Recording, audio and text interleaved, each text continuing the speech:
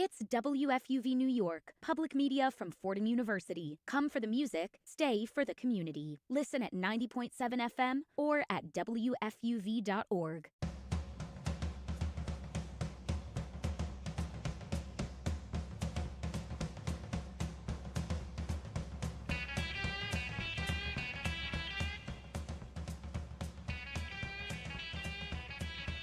Ladies and gentlemen, welcome to another edition of One-on-One on August 22nd, 2026. I'm Travis Hayden.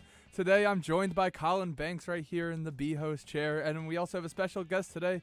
Bobby Traffordini, our head of the station, is joining us in studio today. We have a very special edition of One-on-One. Sam Giangrande is on the board producing, and Faris Ayman is in charge of the graphics today. So, Bobby, let's talk a little bit. Let's get right into this. By the way, about Bob Ahrens. Of course. One of the founding members of WFUV Sports. You were his only assistant, it seems like. And what did he mean to this program and the people that came before? Yeah, I mean, obviously, very sad week for us with the passing of Bob Ahrens at the age of 89. But, of course, a very long life and such a great life well lived. And today we wanted to take the time to celebrate his legacy and his time here at FUV and just how much he's meant to all of us and how he continues to live on through all of you and all the students that he mentored here at Fordham. That's honestly very heartfelt and appreciative. You have a lot of special things here today, as you could tell, and if you would just like to explain some of them. Yeah, of course. For those that are listening tonight on our recast on 90.7, unfortunately you cannot see what I do have on our table here for the show, but I will try my best to explain them and describe some of these really cool items. And first and foremost, anybody that knew Bob knew that he was very big into bagels on Saturday morning. So as a tribute to him this morning, we have some bagels for the crew, and I know that he would appreciate that. He always wanted to make sure that you guys were well-fed and ready to go for the show. Definitely going to miss having some of those conversations with him after so many of these great one-on-ones that we've had with the students. But also for Bob, anyone that knew Bob knew that the students obviously were the most important thing to him. So he loved making memories, and he loved to capture them as well through photographs. So many of the pictures in his office that he would have displayed would be of students that he mentored. And he was so kind, too, when he retired in 2018 to pass along some photos and even make some things for me to keep in the office, some great memories of trips that the show had gone to over the years, whether it's the Baseball Hall of Fame or the Super Bowl. So this little collage in front of me shows some of our alums, Tony Reale and Spiro Ditas, obviously Vince Scully, who passed away a few years ago as well, who was a good friend of Bob's. And then just the crews going for, again, shows at the Baseball Hall of Fame, the U.S. Open. This picture here is at the Baseball Hall of Fame. You see Bob in the background with Mike Piazza and one of the students, and then so many of the legends, too, that have come out of our program over the last few decades, whether it's Michael Kay, obviously Drew Casey here at the bottom. And, also, too, what Bob would do is he would capture some of these great photos and actually put them on mugs. So this mug over here is got a collage of some of the moments from that particular year. And sometimes he would have also, of course, make them as gifts for the students, which I thought was very cool. And this might be the coolest thing. I actually thought about maybe giving this away today. This is a baseball card that we made. Maybe it's a little bit of a joke at the time of Bob, but it's a picture of Bob in an officiating uniform. At a certain point when we would have these games with students, we would have traditionally, like we still continue to do, we have an annual softball game. Bob, instead of playing towards the end of his career here at Fordham, he would officiate the game. So it was kind of a cool photo that we took here in the office, and we made it into a Topps baseball card. So this is an authentic Topps Bob Ahrens baseball card. So did you guys send that over to Top, make a custom card? Yeah, I think at the time you were able to, to do something like that. So I don't know if it's a PSA 10, guys, but it's in pretty good shape, And the back obviously has Bob has been working at FUV for the past 18 years, been a mentor, teacher, father figure, and most importantly, a friend to hundreds of students who have had the privilege to call WFUV Sports home. And I'm pretty sure I wrote that back then, too, as well. So, sad day for us. But like I said, at the top of the broadcast, I feel like an opportunity for us to celebrate his legacy. So I would love for alums, friends, family, loved ones, so many of the students that he touched to call us today at 718-817-2750.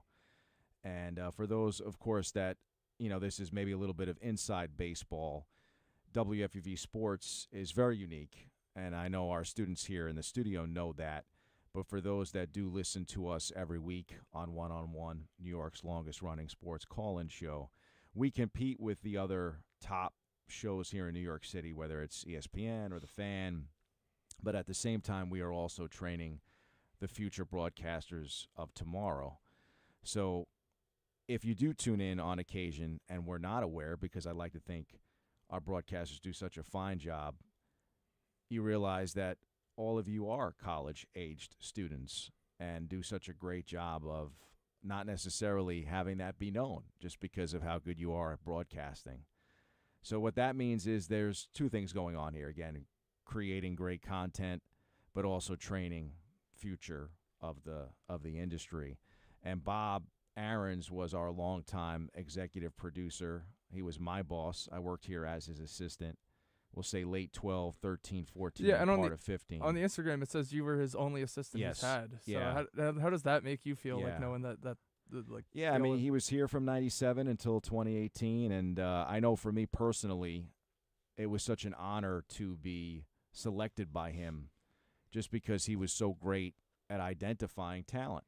That was something that Bob Ahrens really did a fine job, not only in the tutelage of sports media, but also in identifying talent. So to get that stamp of approval from Bob, that not only I was good at broadcasting, he found me doing local TV here in the Bronx, but then also to stop me one day in the press box at a Giants game, no less, and said, like, hey, I'm on the back end of my career here. He really did not want to retire. I think he still felt good and obviously was still doing great, but he knew that time might be winding down and that it might be time to start to train someone to take over for him. So what an honor for me to kind of be selected by such a great broadcaster himself, too. People don't probably know this. I mean, he gets a lot of credit, of course, for being so great at teaching the game, so to speak.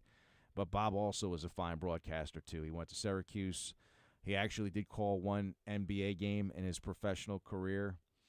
It was a Wilt Russell game, no less. But, he said, career took twists and turns, and he would work in a multitude of fashions, whether it was advertising, even working with the Yankees and PR at some point in his career in the 60s, which was, Mickey Mantle, Roger Maris. But he found his calling as a teacher and a mentor.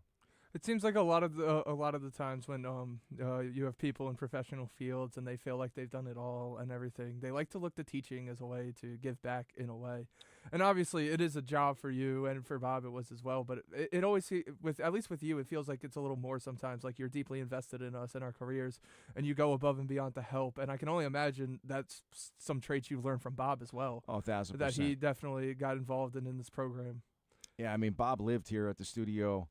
He never, he really didn't want to ever go home. He would stay in his office all the time. He spent countless hours with so many of the students working on their demo reels, working to adjust so many of their projects, and even, it would be impossible to put so many items here on the table today, but I brought in one of the awards that he won with Ryan Rucco from the Associated Press back in the day here that's on the table. And, we would win awards year after year, and obviously those traditions continue.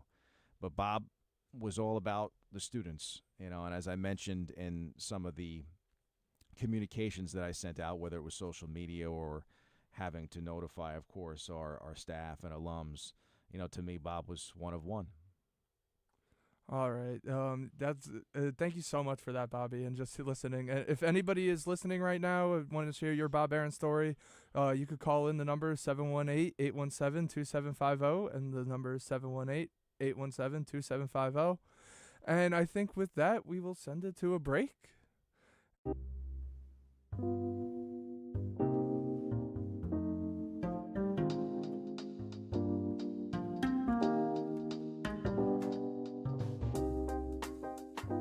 I'm Kurt Sippel, telling you to tune into One on One, New York's longest-running sports call-in show.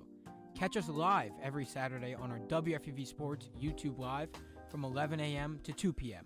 and later on 90.7 WFUV from 11 p.m. to 2 a.m. We break down the week's latest headlines with our collection of tri-state area beat reporters, along with interviews with your favorite athletes and media personalities. WFUV is your home to talk all things New York sports.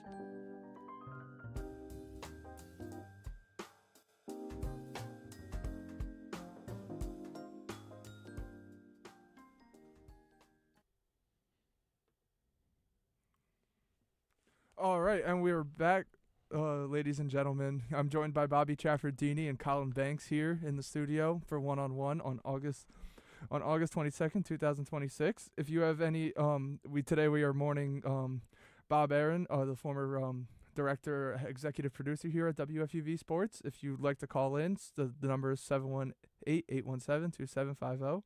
Number is 718-817-2750. And Bobby, just a little more to ask about Bob and his impact. Like, what was some of his favorite things, like sports wise and players wise, like that he would enjoy? It's a great question, Travis. I mean, he was the biggest baseball fan that there was, and obviously for him it was all about the Brooklyn Dodgers, and he made no qualms about telling people that he really wasn't fond of the Yankees, which I would of course tease him about. That's what happens when you've got that Brooklyn-Bronx thing going on. But Bob, New York City kid, but grew up with the Brooklyn Dodgers and big fan of Jackie Robinson and, of course, those teams from the 50s that would clash with the Yankees all the time. And that's what he would say. It'd be hard to be a Yankee fan when he was a Dodger fan growing up. And the Yankees, of course, would spoil the fall classics for Brooklyn fans year in and year out, except for that one year, that one glorious year for them, 1955. Did he have any reservations about the move, about the move to LA? Yeah, I mean, I don't think, like most Brooklynites, I don't think he ever really got over that. And of course missed having the Dodgers here. And he would say all the time too that he did make the transition. Some Dodger fans, of course, would make the transition to the expansion team, of course, the New York Mets, which, of course, do have kind of like a little bit of remnants of each of the teams here in New York. The Giants, the New York Giants, the then New York Giants, who also moved the Brooklyn Dodgers and the Yankees in terms of their uniforms and colors. But he was Brooklyn Dodgers through and through, and baseball through and through. I mean, he loved going to the Hall of Fame. He loved covering baseball. And our conversations were very much, about baseball, believe it or not. I think that might have been one of the things that connected us as well, too, because Bob was born April 10th, 1937. And, a lot of you obviously know from my end, too, how much my mother meant to me. But she was also born in 1937, May of 1937. So age-wise, the two of them very close in age, separated by a month. So the stories that I went to sleep with as a kid about the golden era of baseball in the 50s, those are the same stories that Bob and I would talk about, having those three teams here in the city. And, he came to my mom's funeral, in when she passed in 2019. And I was real grateful for that. And I think back to all the great conversations we had about baseball. And I'm not surprised how some of that stuff comes from conversations I had at home with my mom about those teams and those games and how great they were.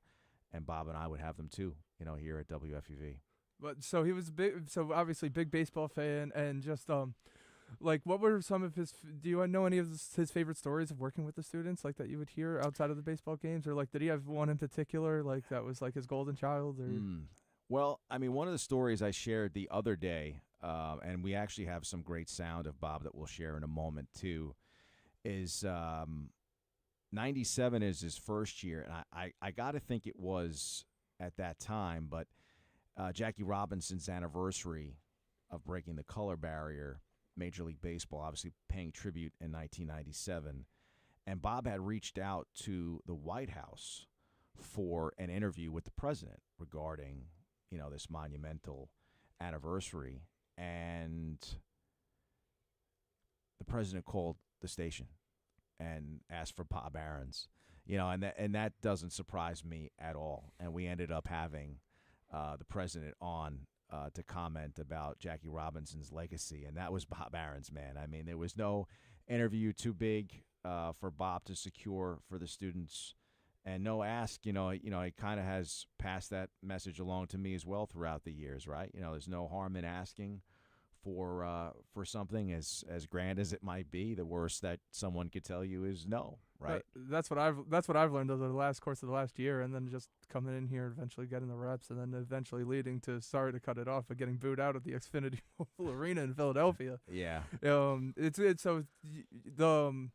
So Bob was the one that kind of put this mentality into WFUV, you would say, about like reach for the stars, anything is possible, 100%. keep pushing. Yeah, I mean, he definitely instilled confidence in the students and even people like myself. Like I said, for me, story, of course, that I share with all of you is got accepted to Fordham as a student and, coming from high school, college, and then just, was a bit expensive for a single-parent household. My father had passed when I was a kid, and I had always dreamed of coming to Fordham and going to FUV, and the timing didn't work out at that point in time, and I'm grateful that I kind of got my Fordham and FUV education in a way, working for Bob and shadowing him as his assistant for those 2.5 years through 2015, kind of waiting for him to retire, but then to get the opportunity to come back and to take over for him, what an absolute honor. And what was the biggest thing you learned in those 2.5 years?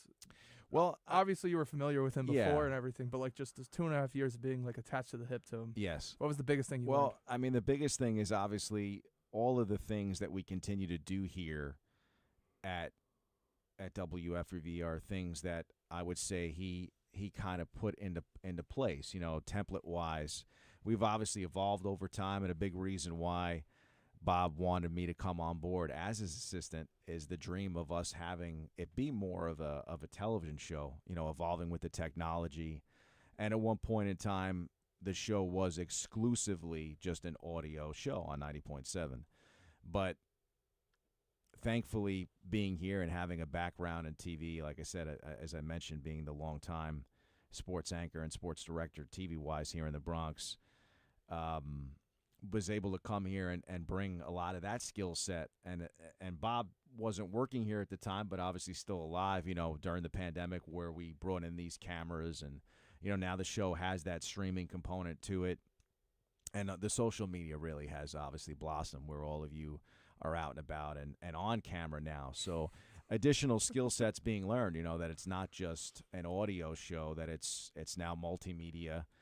And I think that was something that Bob had envisioned at some point and wanted to see grow. And I'm so grateful again for the opportunity to kind of pick up where he left off and to grow the show even to larger extents. So you just said gratitude, but what you're essentially saying is that you got to complete Bob's vision for the program and everything. Is there any other feelings you have for that, like outside of gratitude, like of actually like getting it done? Like if you were brought in to make this more of a television-oriented program, since the time I've been here, it's always been graphics, boom, camera right there. No matter how many times I get camera shy, boom, I still got to learn. But how does it feel to like implement like these like ideas that Bob may have had like at the end like of his time here, and so just come in and actually implement the ideas? Yeah, I mean, those were the conversations that him and I always used to have. He would say to me that he doesn't expect me to keep everything exactly the same way. He was very understanding that there would need to be decisions that would need to be made to grow it beyond where it was at the time.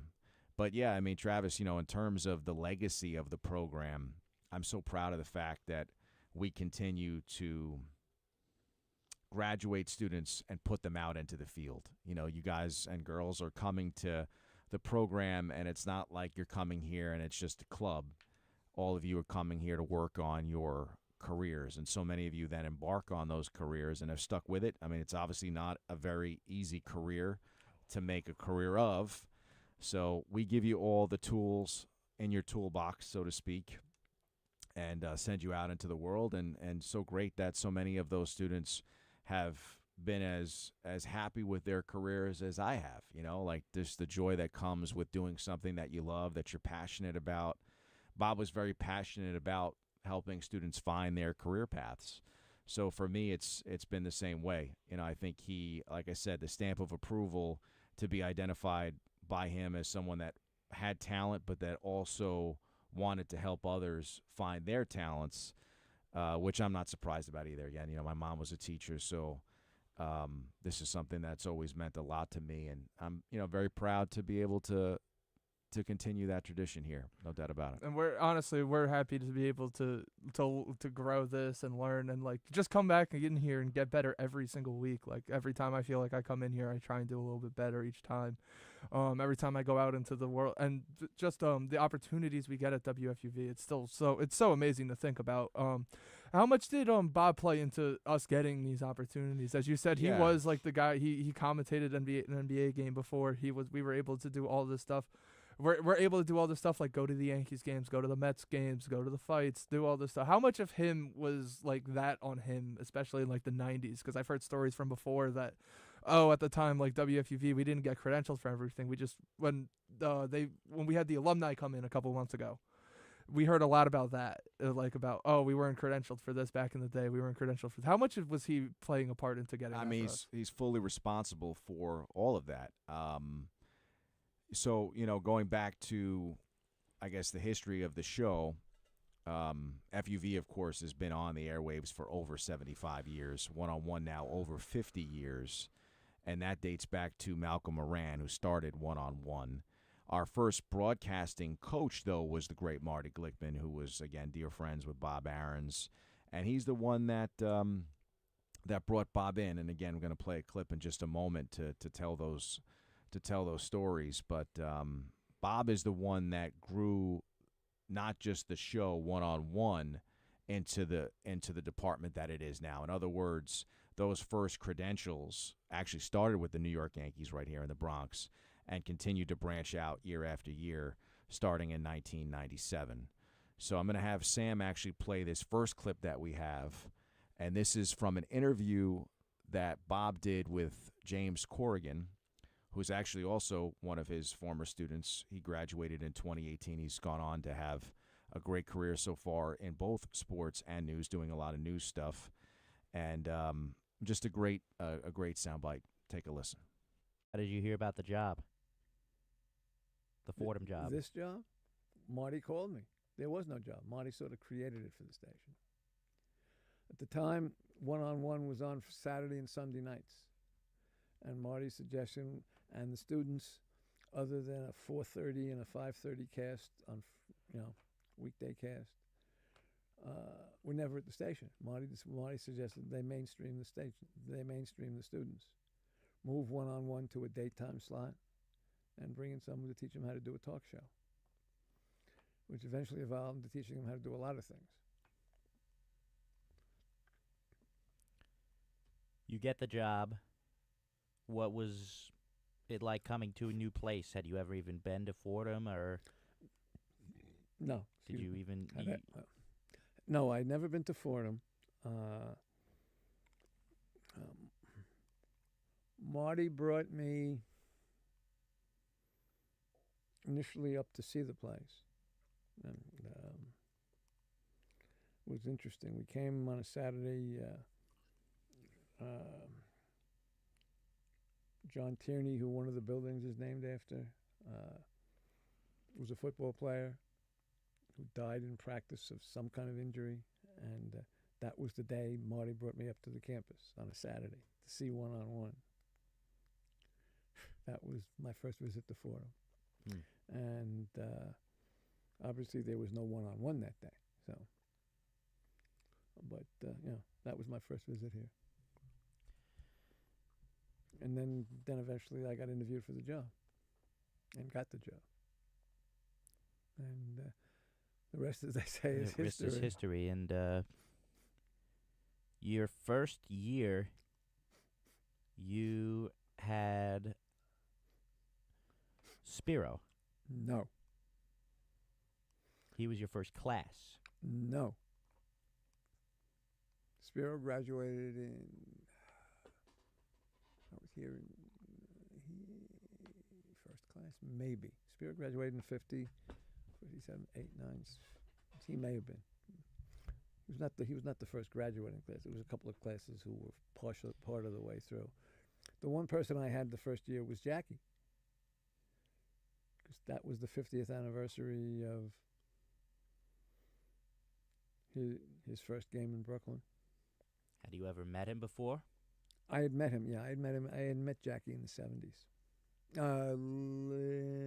late 60s, early 70s. I met him. He passed in the early 70s, somewhere in the late 60s, early 70s, very early. Somewhere in the around the late 60s, early 70s, I met Jackie when he was president of the Harlem National Bank, and I went up to see him, and I was probably mid to late 20s. Yeah, it had to be something like that. Would have been, no, we're in the 60s. It was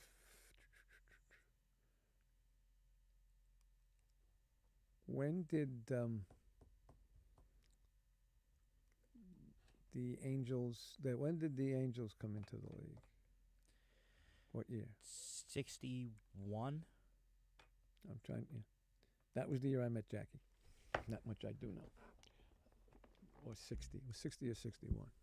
So at that point, I was about 23 years old, and he had this office up in Harlem. I went to see him, and was ridiculously nervous. One of the childhood heroes, but he was very nice, and we spent a little bit of time. I was looking for him to be in a project as president of a bank. He worked for Chock full of Nuts before he went to the bank. At Chock full of Nuts, what I was proposing probably would have worked. President of the bank would have been nice, a lot of publicity, but not totally. I wouldn't say it was a dignified kind of a job, but it was a good kind of deal for Jackie. But obviously he didn't take it. So Who were some of your most memorable students when at Fordham?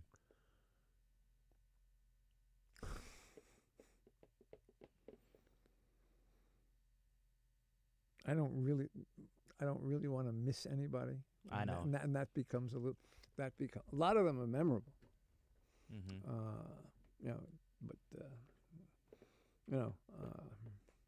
I mean, it's do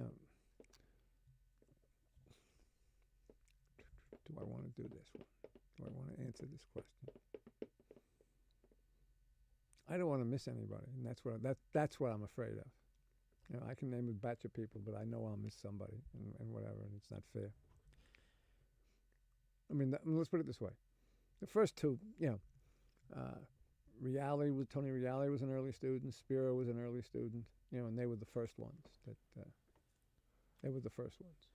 So after he influenced so many students, I could see why he does not want to answer that last question. Yeah, because I think it's a great clip just because it really shows just how much love he had for all of his students. Yeah. And he wouldn't really, point out one particular or even a couple. He was fond of all of the students that he got to mentor. And again, so many of our students, some of them become famous because they are in front of the camera or behind the microphone, so to speak.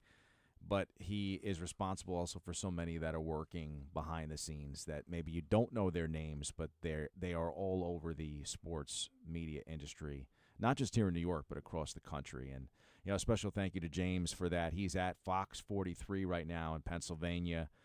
So shout out to him for sending in some of that interview to me and wanted to share some of those clips with everybody. And he actually graduated right before I came back in to replace Bob. So I started May of 18 at that point, and James had just graduated and actually won the Murrow Award. Speaking of award winners, our student winners that year. So congratulations to him on continuing in his career. That's the type of stuff you love to see, especially like the Fordham people working in the field like that, in sports. And you see it, you literally see it across every field in sports now, where you'll go and there's somebody there from Fordham. You see it at the UFC fights all the time. You'd be surprised. You see it probably everywhere in baseball and basketball, football, just anywhere. I guess anywhere in sports is somebody from Fordham is working in there, and just Bob's impact in that is kind of crazy to think about. I was actually telling the guys before we came on the show, just even to put into perspective, I mentioned Drew Casey, who's here in this photo here, and a shout out to his mom, by the way, Randy Casey, who's been such an amazing caretaker for Bob these last few years. Bob's health had kind of taken, I would say, a turn here in his 80s, and she really extended his life these last few years. And he was under great care in New Jersey.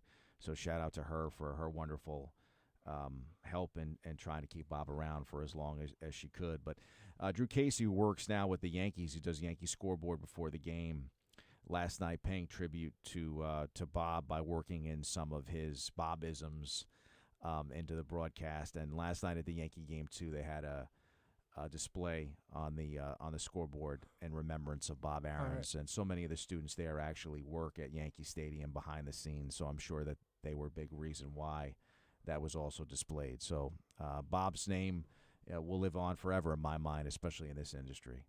All right, that's awesome here. We do have a caller as well. Okay. If you'd like to introduce yourself, just state who you are and who this is, and share your memories about Bob or anything else you'd like to talk about. Oh, sure thing. Hi, my name is Eric Rastetter. I worked as an engineer. I was a board op on one-on-one from about 2001 till I graduated in 2004. And, man, I learned so much from Bob and so much for working on one-on-one. Funny thing is that today I work in broadcast operations at SiriusXM Radio, and there's a whole cohort of folks that work there from Fordham, which is what you guys were just talking about. And we all remember Bob so fondly. One of the most challenging parts of my job today is sports and live sports and all the logistics around that. And if I didn't have the hands-on experience and the things that Bob taught me, about getting those calls on the air and getting those interviews lined up and making sure all the segues are perfect and everything sounds great. All of that just was so important to me and to my career. And of course, as a person, I remember him so fondly. He's just, I could go on about all the funny stories and stuff like that, but I think most importantly, he really taught me how to be professional. That is a big thing. When you talk about professionability and working the board and how he was able to help you get to from the board over here to the board over at SiriusXM. Just how important is he in that tradition, in that transition? I know you mentioned it a little bit before, but how important were those the Saturdays on one-on-one to your job now? I would say. Well, yeah, I think it's funny because, like I said, today, 20 years later, some of the most stressful moments in my job are the logistics around live sports, right? And I think that, what Bob taught me is that you have to experience radio firsthand, and you have to make everything tight and perfect, and you have to get those interviews, and you have to, just sometimes it was so chaotic, right? But he would just press on and press on and press on, and we always ended up making a good show. So yeah, it's totally important. Like today, I and it's funny because the people in the sports department at SiriusXM, you guys were talking about, how Fordham folks are everywhere. There's still a bunch of folks that now I've worked with for, if you count my time at FUV, we've worked together 25 years. Making good radio. That's great. That's one of the great stories to hear here, and that you guys went from Fordham all the way to Sirius, working together and everything. And I'm just gonna ask you one more thing, Eric. What do you have a favorite in Bob's story in particular you'd like to share? One moment in particular. Well, as a college student, I did travel to do some of the basketball games. I went once to Cincinnati and stuff like that. And I remember Bob checking in with us after kind of hearing about some extracurricular activity that might have happened while we were under the age of 21. And he's like, "Listen, this is not a college radio station. This is real professional, National Public Radio affiliate, you do not act that way, right? And I was like, sure, right? I got it, loud and clear. So fast forward, maybe I want to say 10 years later, right? I brought my wife up to the station to give her a tour, and it was on a Saturday, and Bob was there. And Eric, how are you? Like, welcomed me right into his office. We ended up talking and talking and talking. And I reminded him of that. And I said, listen, that was one of the most important things in my career. And he looks at me and he goes, well, you did one thing right. And I was like, what's that? He's like, you took my advice. Classic Bob. That sounds like classic, something you needed to hear in the moment, and I feel like that's sometimes what a lot of us here at WFUV still need to hear sometimes too about the extracurricular activities that may happen outside. And what, Eric? One more thing. What's something that you would want somebody who did like? Unfortunately, I got here at Fordham in the point where I didn't get to meet Bob, and I don't think Colin did either. But like, what's something you'd want him to know about? So one of us to know about him that like somebody we didn't get to meet especially, but had this much of an impact. What's something you think we should know about him? I think that's a tough question. I could talk for an hour about that. But I think, the one thing I would want you to know is that the show and the job and the radio that you do today would not have been possible without Bob. The tradition of one-on-one, the tradition of Fordham Sports Radio would not be possible without Bob. That's one of I think the most important things to hear. Thank you so much for everything. Great Eric. call. Thank you so much for the memories. Thank you. Thanks for coming on with us. Yeah, I mean, definitely want to again encourage everybody out there to chime in. We'd love to hear the stories. So 718-817-2750. Colin Banks, Travis Hayden, and I'm Bobby C., the sports director here at WFUV, and celebrating the legacy of Bob Ahrens today, our former executive producer from 1997 to 2018. And again, one more thing, like just your when you said you were here from 2018 and it was meeting in the Giants press box, and you've been working in sports for years too, Bobby.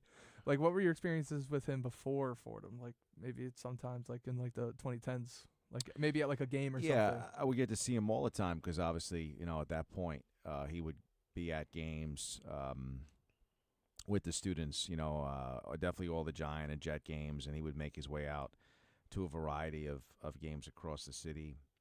At that point, for me, I was working in different places, and, Bob was very, personable, just like myself, saying hello to people and knew everybody in the press box and get a chance to speak with him. I'm not sure if I ever expressed to him my love for Fordham as as someone that grew up here in the shadows pretty much. I mean, I still to this day live pretty close by to the station and grew up, born and raised here in the Bronx. So Fordham to me is an incredible place, as I've said to all of you. What a privilege it is for your parents to send you here, an amazing institution, and FUV is part of that. So, I would usually talk to Bob in the press box, as I mentioned before, really about baseball. That was a big conversation starter for us. As I mentioned too, my mother and I would talk baseball all the time. She grew up on St. Anne's Avenue in the Bronx, which is not too far from Yankee Stadium, and she was at Mickey Mantle's very first game at Yankee Stadium, which again is now a lifetime ago. But to talk about baseball with her, and then some of those same conversations with Bob about those teams from the 50s and 60s. And, that's a point in time, guys, too. Like, I don't want to say maybe the generation then spoiled, but, the two best teams in baseball at that time, you won the American League, you won the National League, you squared off in the World Series. That was it. There was no 52 rounds of playoffs, just a different time. And I'm not saying that, per se that would be better than now, but I just think it goes to show how much things have changed, right? The World Series was never ever played in November; it was played in October because there weren't so many rounds of playoffs and there were less teams. So you can make a case that baseball is harder now, But you could also make a case that it might have been harder then, just because there were less opportunities to play in the major league. Yeah, a wild card team could there was no such thing as a wild card team. I mean, if you had to come in that first place, and Yeah. then I can't imagine. I'm sorry to change this. I can't imagine sports like that though. Yeah, Like, I mean, I know, can't. it's a long from time their ago. generation. I Definitely can't different imagine time. with how many one seed upsets we see. I think yearly in every single sport. I can't imagine if the Super Bowl, World Series, NBA Finals, any of that stuff is played with a one like the one seed wins. Like a couple years ago, we would have had a Sixers Jazz finals. Yeah. Like what are we talking about Would've been right now? incredible. I mean, I think what it did was it put more of an emphasis on the regular season back then than maybe now. You know, now teams obviously get themselves prepared for the playoffs and have their players healthy, etc. I think there's a pretty good case for that because, I mean, nowadays, obviously, like for the NBA, for example, there's 82 regular season games, and you would want them to mean something, and they certainly did at one point. I think so, yeah. Things change, obviously, like revenue and you know, the more games you can get, the more money you're going to make. But Yeah. I mean, I think there's a good argument for that being, it's old-fashioned, but I think it was effective. Yeah, I mean, Bob and I would definitely debate eras and players and, you know, definitely Hall of Fame conversation all the time, you know, players that would deserve to get in. I was actually thinking about him the other day because obviously this past week as well, we lost the great Tommy John, pitcher for Major League Baseball, who had pitched with the Yankees and the Dodgers. And maybe your generation knows him more because of the surgery that bears his name.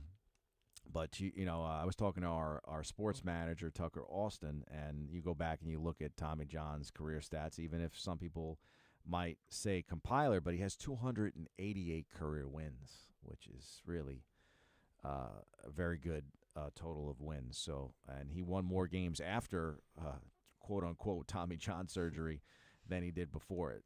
So, you know, these are the types of things that Bob and I would talk about sometimes after a show, you know, continue some of these great one-on-one conversations that the students would have, and we would, you know, BS the same about them as well. So beauty of sports. Speaking of great one-on-one conversations, we do have another caller on the air. If you'd like to introduce yourself and what you like to talk about, go right ahead. Hi, well, this is Malcolm Moran, and my connection to all this is that I was the nutty kid in Walsh Hall that had an idea a little over 50 years ago.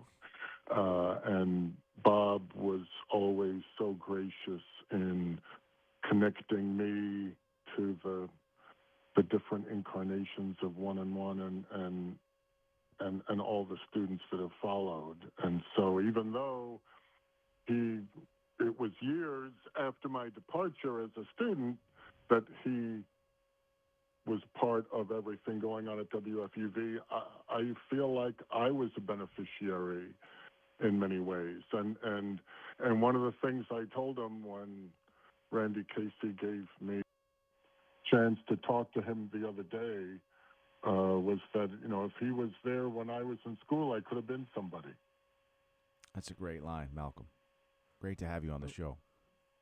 Oh, it's a sad occasion, but I'm honored to be here to offer a perspective about somebody whose influence is going to continue for a very long time.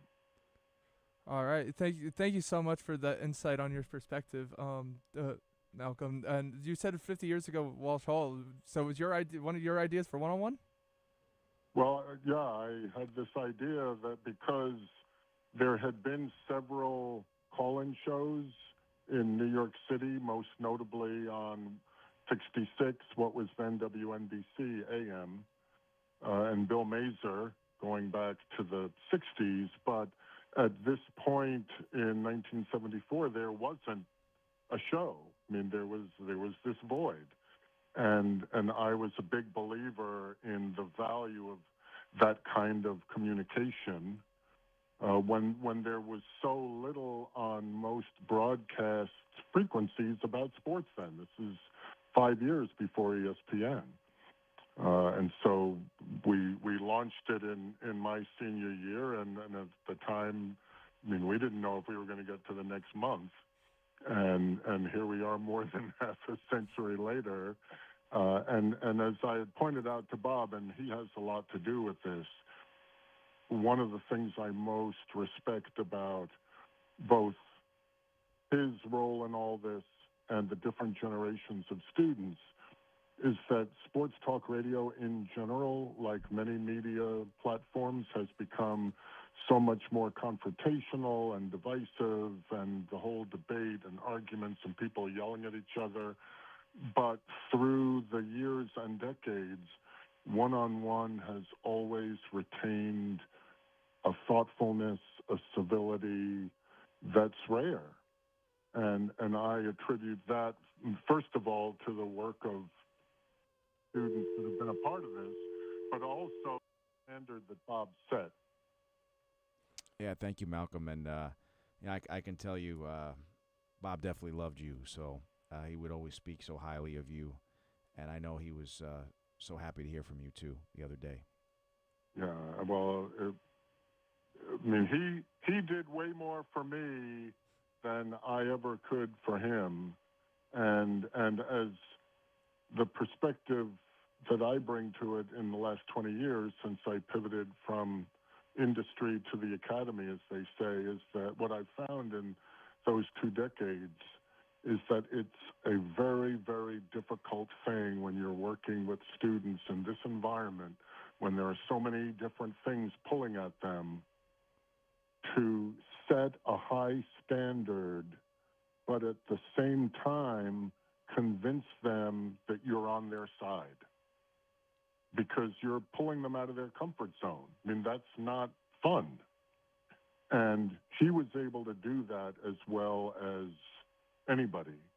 And one of the more joyful experiences last September, when he was honored by the athletic department at the Hall of Fame dinner with an award that will now bear his name after he became the first recipient, I remember listening to Ryan Rucco laughing as he described how the students would rate each other based on the minimal compliments they would get from Bob. I mean, he would hand out compliments that basically could fit into a thimble. You know, you could barely thread a needle through the size of that compliment. But because of that, like if he would say something like, you know, good job, I mean, that was like having a parade thrown for you. Yeah, I mean, highest praise for him was always fine, Malcolm. That was the word, fine. Yeah. How was that, Bob? And, fine. Yeah, and you want to do backflips. And trust me, that is a really hard thing to pull off when you're the one trying to set that standard. And I give a lot of credit to his students, too, that they were wise enough to recognize the rules of the game and listen to him and value what he had to say, because it's not easy, and he did it better than anybody. All right, thank you so much for everything, Malcolm. We have another call on the line. If you would Thank you, Malcolm. Thank you so much. I appreciate the time, and I share everybody's pain, but I think the great gift that he gave all of you is your ability to take that gift and just keep going with it throughout your careers, and what a wonderful thing that is. Yeah, it was. Thank you for everything you've done for one-on-one. Thank you for your insight into Bob Ahrens and his life. We really appreciated hearing from you. It's great to be with you. Good luck. Thank you. Take care, Malcolm. All right. Yeah, we have the phone lines open, and obviously trying to give folks as much of an opportunity to call in. So yeah. I've heard. Do we have another? Do we have another? All right. So, we should have another call coming in just a minute now. All right. Who is this, and what would you like to talk about today? Hey guys, it's Mac Rosenberg, hey, class Mac. of 2014. Bobby, how you doing? Doing great. Good Great to talk hear from you. Yeah. You know, I'm not going to try to follow the creator of this program, but just kind of piggyback off of what Malcolm was saying.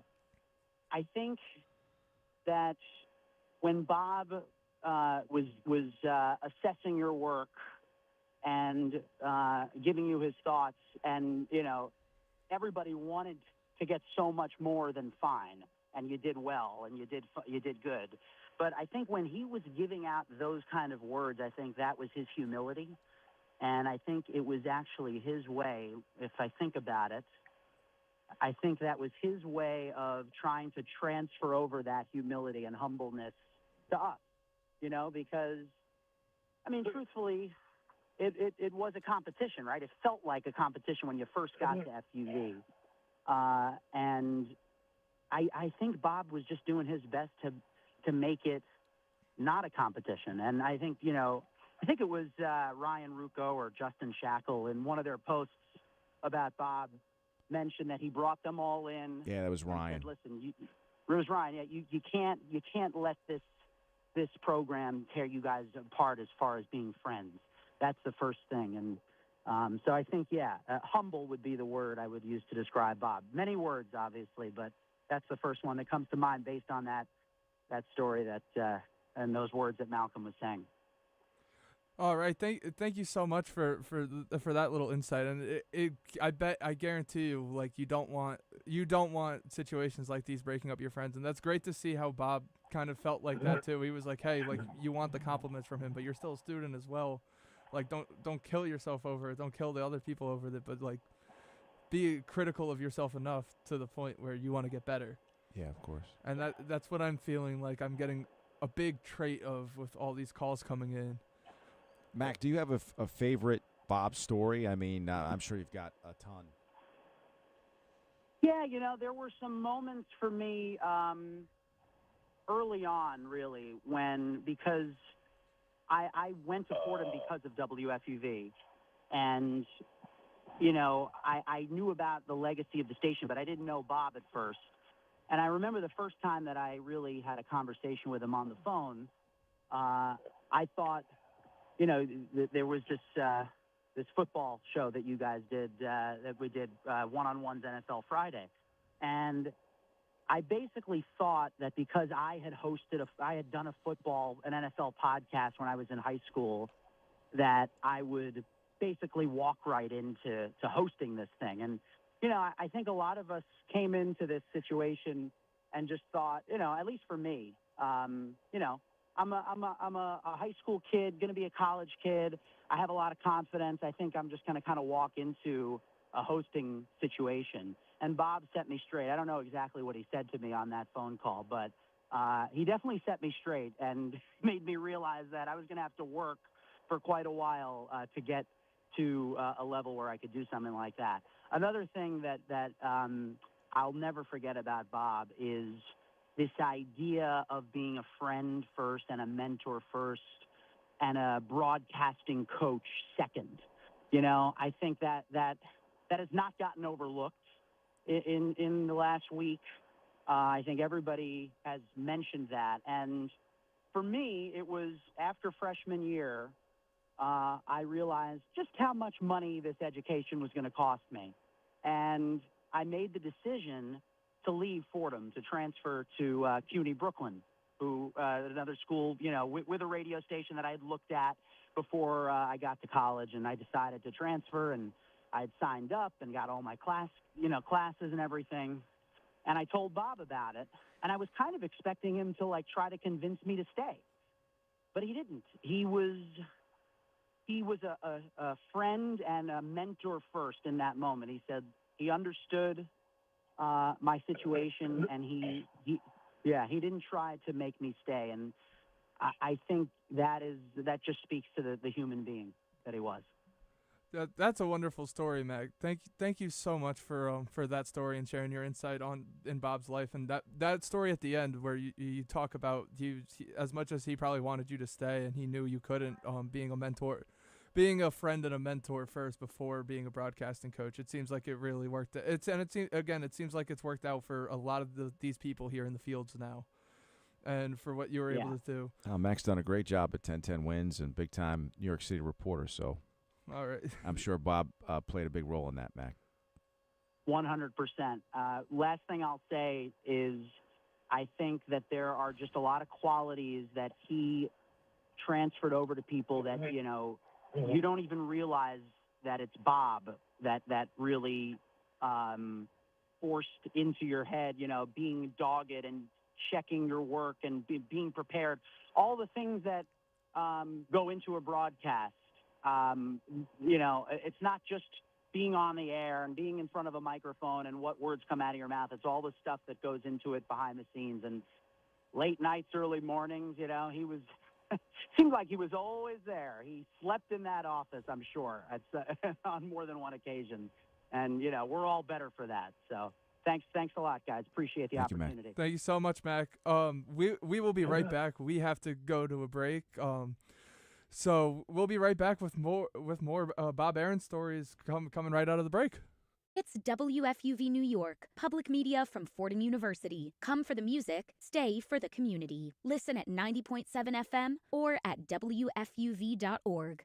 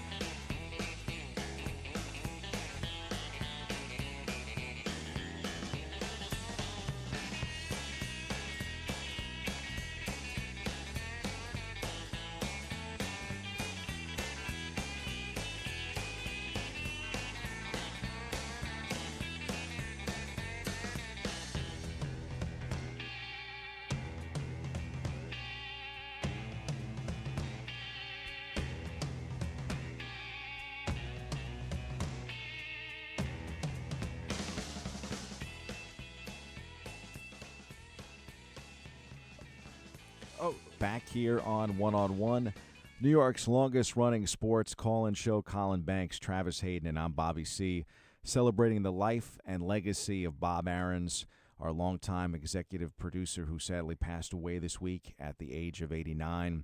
Bob was at WFUV from 1997 until 2018, and his fingerprints, of course, all over everything that we do here at the station. So for all the fans at home, we've got a special tribute here. This is actually a clip from a show that was a tribute to him in his retirement year, 2018, that I did with Bob Ahrens and at the time our sports manager, Raf Aliyah, and of course Ryan Rucco. So take a listen to this clip of the three of them. We called it that day 2-on-1 instead of 1-on-1.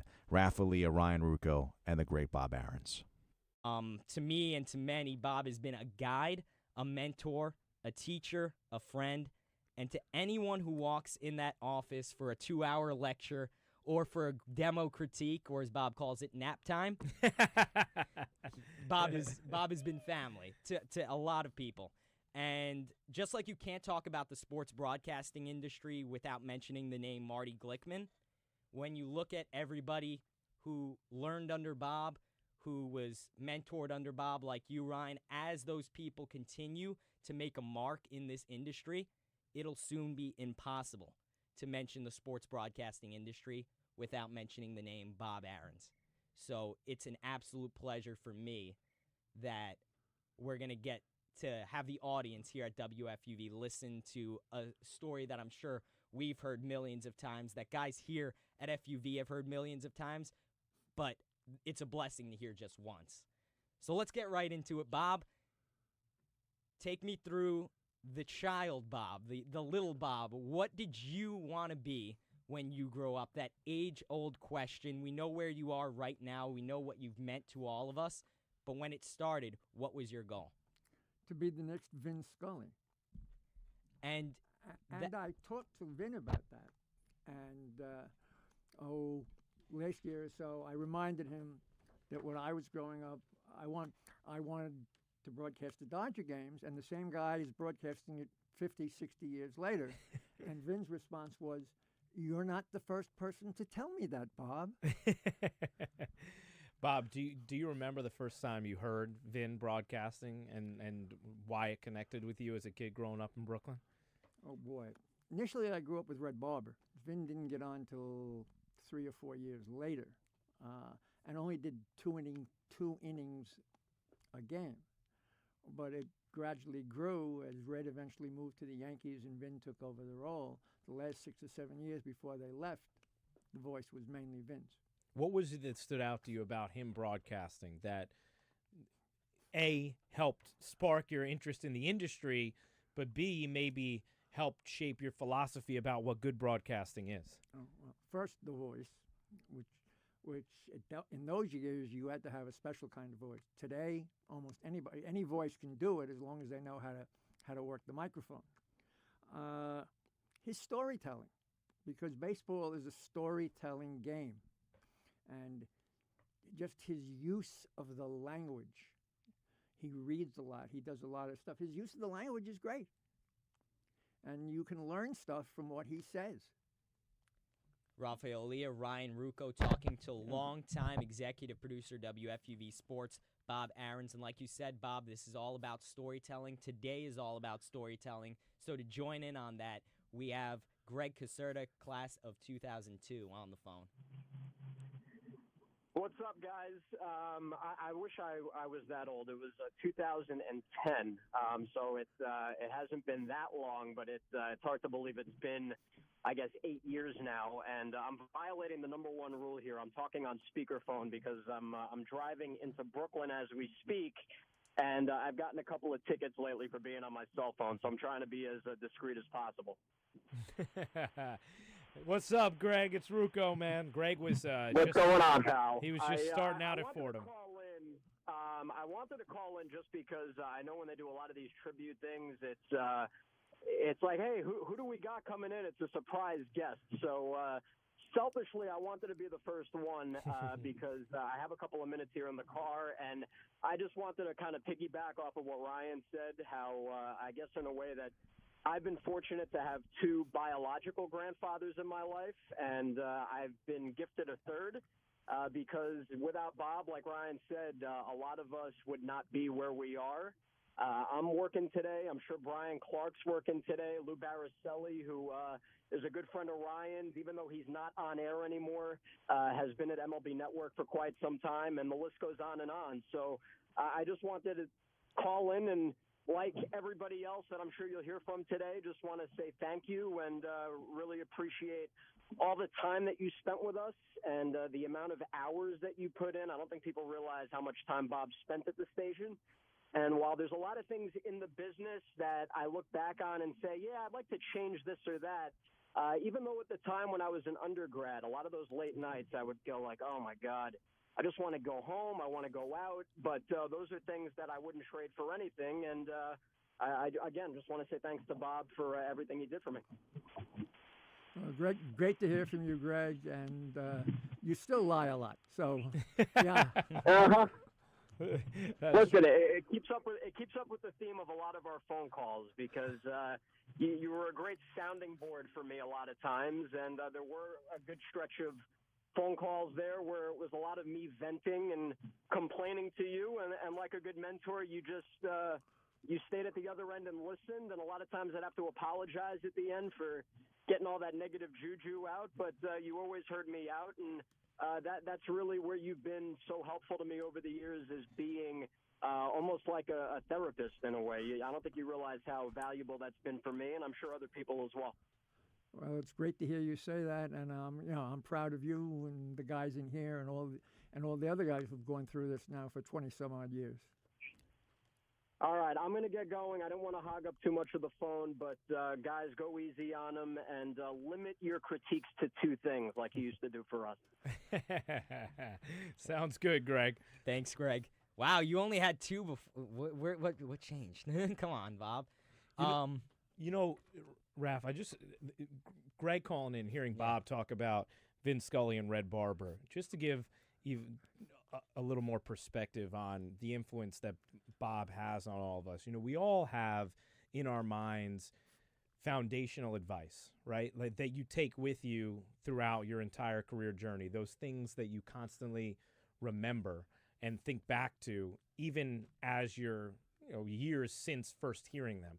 A lot of them have them from our parents or siblings or whatever. They're just those axioms that stay in your mind. And to this day, the two foundational pieces of advice that I still think about constantly, and I now parrot to other people all the time, were things that Bob relayed to me. One of his own creation, the other of Vin and Red. And the first one is this, and it's something that Red told Vin and Bob would then tell all of us way back in the day when Vin was 21 years old. And Red said to him, remember, there's only one thing you can bring in the booth with you that nobody else can, and that's yourself. And it's so important as a broadcaster to remember that, right? Because it's the only thing that can be truly 100% authentic is you being you. And a key to you having any success on air is finding comfort within that, whatever it means. It could mean being silly. It could mean being gruff. It could mean being whatever is actually authentic to who you are on air. And then the other foundational piece of advice from Bob that I still think about constantly is, Ryan, when stuff's live, stuff happens. Except for there was a different word than stuff, which isn't appropriate for these airwaves. But if you think about it, it's so important, right? Because when you are live, things are going to go wrong. And that was another thing that I think Bob cultivated in all of us, was that calm to not freak out on air when things don't go exactly as according to plan, and to be able to roll with it. And even today, after doing 10 years of NBA games, that's something I still think about all the time when things don't go quite according to plan, is maintaining that calm. So just, part of the philosophy that Bob embedded certainly in me, but in a lot of other people as well who've come through this program. Just let me or whoever the producer is freak out in the control room. Right, and insulate us from that. Exactly right. Well, I have Ryan to my right and Bob to my left. I should just be sitting back taking notes, honestly. No. Bob, you talk about wanting to be the next Vin. What did you do leading up to your days in college and then into Syracuse to help you try to reach that goal? Nothing much leading up to my days in college except wanting to do that, and being fortunate enough to have my parents let me go and do it. I was very good in math in high school, and my parents sort of wanted me to be an accountant, and I wanted no part of it. And they let me go and try and follow my dream. Do you remember what that conversation was like, Bob, when you told them what you wanted to do versus what they wanted for you? Not really at this point. That's a really long time ago. But you went to Syracuse hoping to eventually become the next Vin Scully. Yeah. What do you remember about being at Syracuse and what you learned about broadcasting there? Oh, we got a complete education. In those days, it was only radio. There was a television studio in the basement with the old turret lenses that you had to shift every time you wanted to change a focal length. We didn't get to that till our senior year, but the accent was basically on the radio. And we are back. As you just heard, that was an interview with Bob Ahrens back in 2018. 2018. From his retirement. Very cool.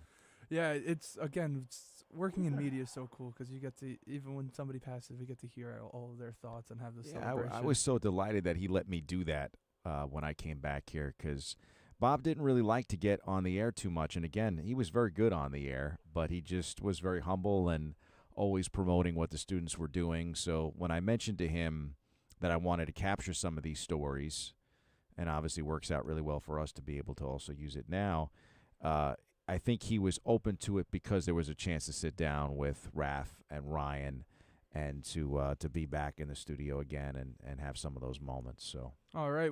Thank you for that, Bobby. Thank you for putting that one together. But we have another caller on the line. If you would like to introduce yourself and share your story about Bob Ahrens, that'd be great.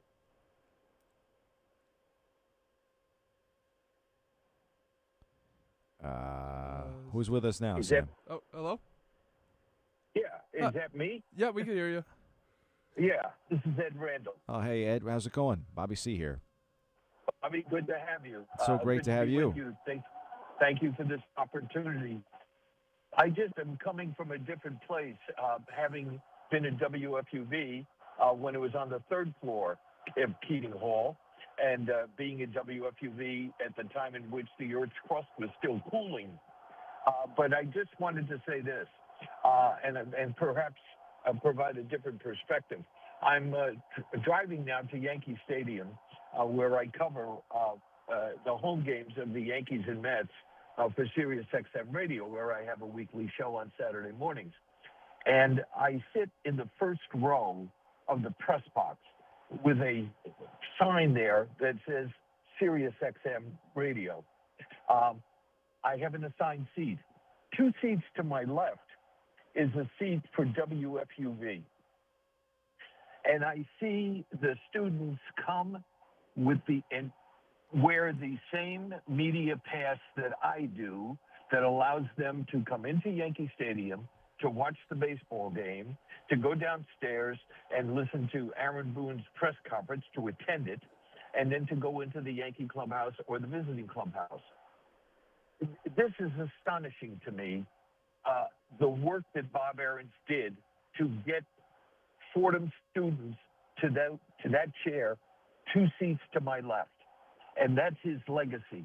And every Yankees home game is a tribute to Bob Ahrens and the work that he did at WFUV. He was phenomenal. He was to WFUV what Babe Ruth was to the game of baseball, inventing the home run. And that's what Bob Ahrens did.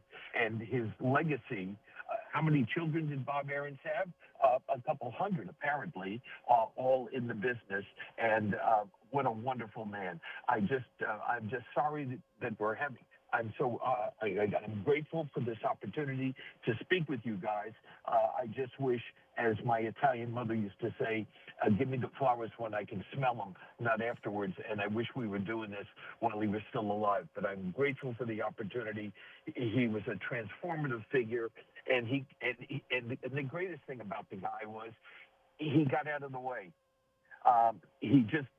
Everything that he did was for the benefit of the students who worked with him, not for him. And he made things better for the students, and he never forgot that.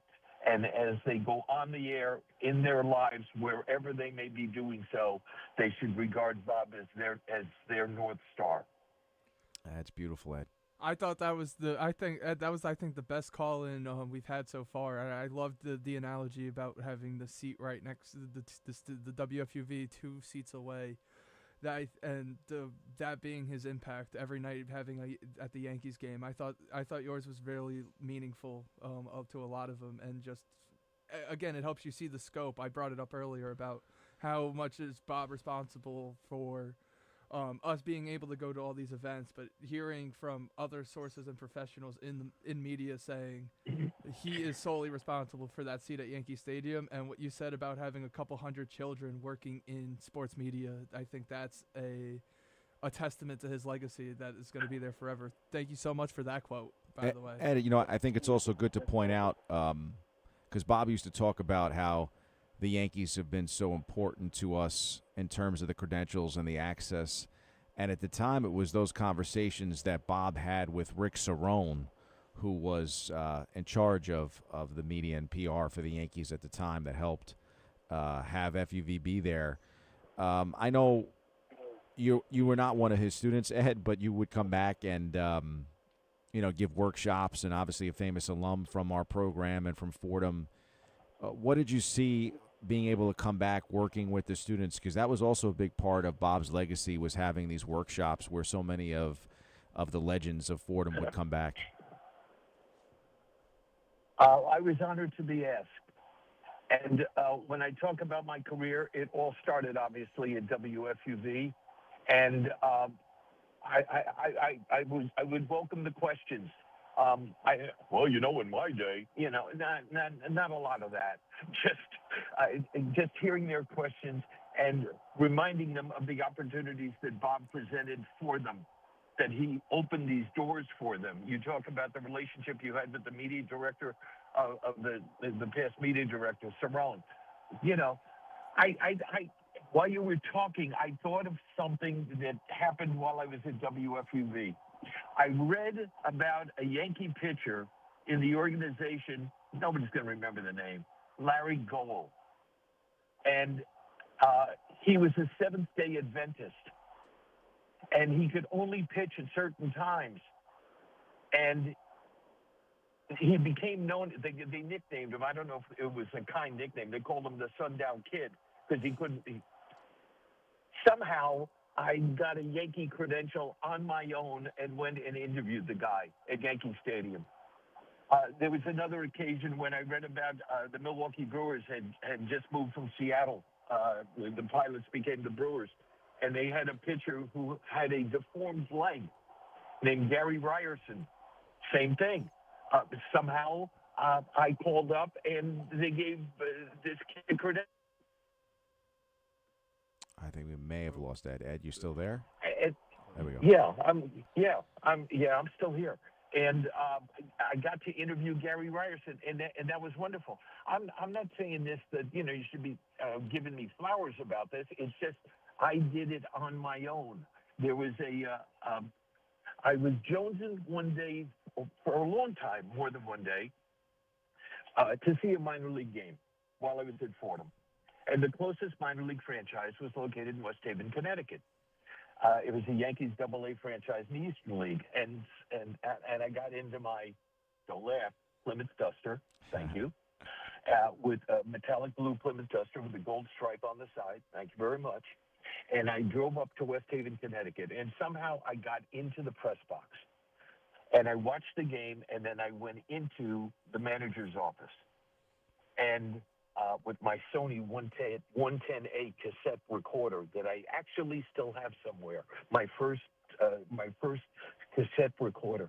And I went in, and the manager is Bobby Cox. And Bobby Cox is making his way through the Yankee system as a minor league manager.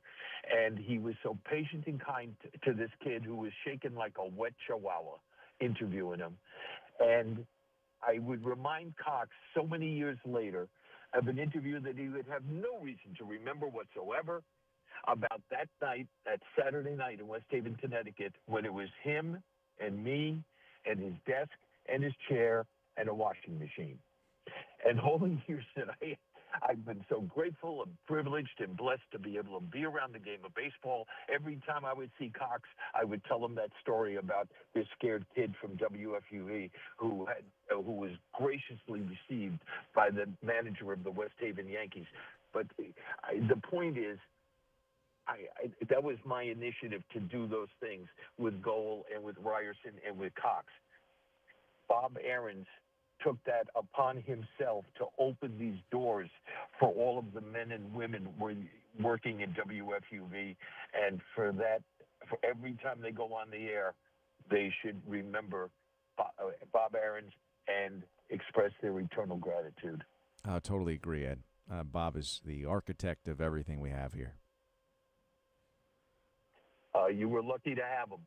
I wish we had him back, as I said, when the Earth's crust was still cooling. He was just phenomenal. And I see these kids at the Yankee games all the time and at the Mets at Citi Field, and I'm just like, how lucky you are to have gone through Fordham under the tutelage and the caring of Bob Ahrens.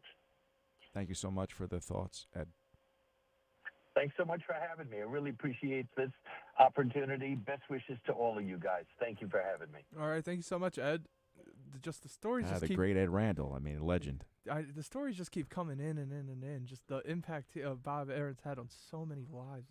It's wonderful to hear, and just everything we've heard from Bobby, we've heard from Ed, we've gotten we had the original Malcolm, the originator. Malcolm Moran. Moran, guys, it's good to point out. I think, in my mind, the Mount Rushmore of WFUV, 1,000% Vince Scully, who many claim is the very first voice ever on WFUV, a Fordham baseball player that realized his career path would be in broadcasting and calling games.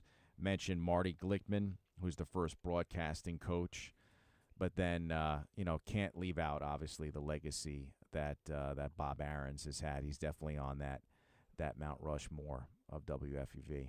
Yeah, no, just again, nothing would be possible none of this would be possible without him. It's starting to really click in and just to set in and realize we would not be able to do half of the amount of cool stuff we're able to do here, and just in learning as well. Yeah, Marty, Vin, Malcolm, big time stuff. So, I mean, I'm having a great time. I mean, I'm not speaking much, but it's because I'm having a great time just listening and I guess trying to like internalize what's been said. And I think it's kind of sad that this has to be the circumstances for this, but I also think it's wonderful to just hear everybody and like the joy in their voice reflecting on Bob Ahrens, and certainly the impact and like how he's still sort of teaching them in a way, and how he's been a direct factor in their careers that they may not have pursued without his influence. So yeah, I mean, his influence it's been great to hear that. Definitely is all over the program, as we mentioned, and he kept great relationships with so many of the folks that have called in. And again, I feel like all of the teachings that I'm providing to all of you too have been things that I taught, that I learned from Bob, that Bob learned from, as I mentioned, Marty. Yeah. So that's great to kind of continue that progression. Another thing for you, actually. What's the biggest thing, as somebody that has constant interactions with Bobby C all the time, and about advice in my career and what I should do and like the stuff I should be doing at the fights and everything? What's the biggest piece of advice that he gave, like that you learned from him, that you give to us all the time? Like, what's the biggest Bob Ahrens thing that you would say you've kind of taken over for yourself through us? Well, I joked the other day, but I think from a play-by-play perspective, it's definitely time and score. I mean, that was the first, thing that he would impress on a young student when we would have conversations and workshops about play-by-play, time and score, time and score, time and score. In fact, when we had the celebration for the 40th anniversary of One-on-One, we put together some video tributes. I did think about using some of that content today, but didn't want to take away too much time from the 3-hour show to leave this window open so that people could call in. So again, 718-817-2750, celebrating the life and legacy of the late, great Bob Ahrens, our longtime executive producer from 1997 to 2018, who sadly passed away at the age of 89 this week. Colin Banks, Travis Hayden, Bobby C. It's called a reset in the world of radio. It would be time and score if there were any techniques. But I think the thing that was always spoken about almost in every regard is painting the word picture. So Bob would have conversations all the time about, like, close your eyes and can you actually visualize what's being said, especially on the radio, right? Because there are no pictures, right? It's not television. So being able to describe something at length and in detail. These are things that Marty Glickman, lessons that Marty passed along to him. It's funny because Marty, would say, which is something I know when I do play-by-play, is a term that we do use, and maybe for good reason or for not for good reason. But, for example, in play-by-play, you'd say put the ball on the floor. And Marty didn't like that reference because in his mind, if he was trying to describe it, if he was to say to you, put the ball on the floor, that should visualize you actually taking the basketball and putting the ball on the floor, right? But it's a reference to like dribbling and putting the ball on the floor. So Bob used to, continue some of those lessons of when you're saying something, does it really accurately 1,000% paint that picture? And again, sometimes those don't have to be dollar words. And they that's could because be, nickel that's because words. on the radio you can't. Yeah. It's not like we didn't have these nice cameras that we have right Yes. now. They would have to physically hear us. Yes. I mean, especially for the broadcast, Fordham football and Fordham basketball. But even the talk show, like we mentioned, up until the pandemic years, talk show was exclusively an audio-based show.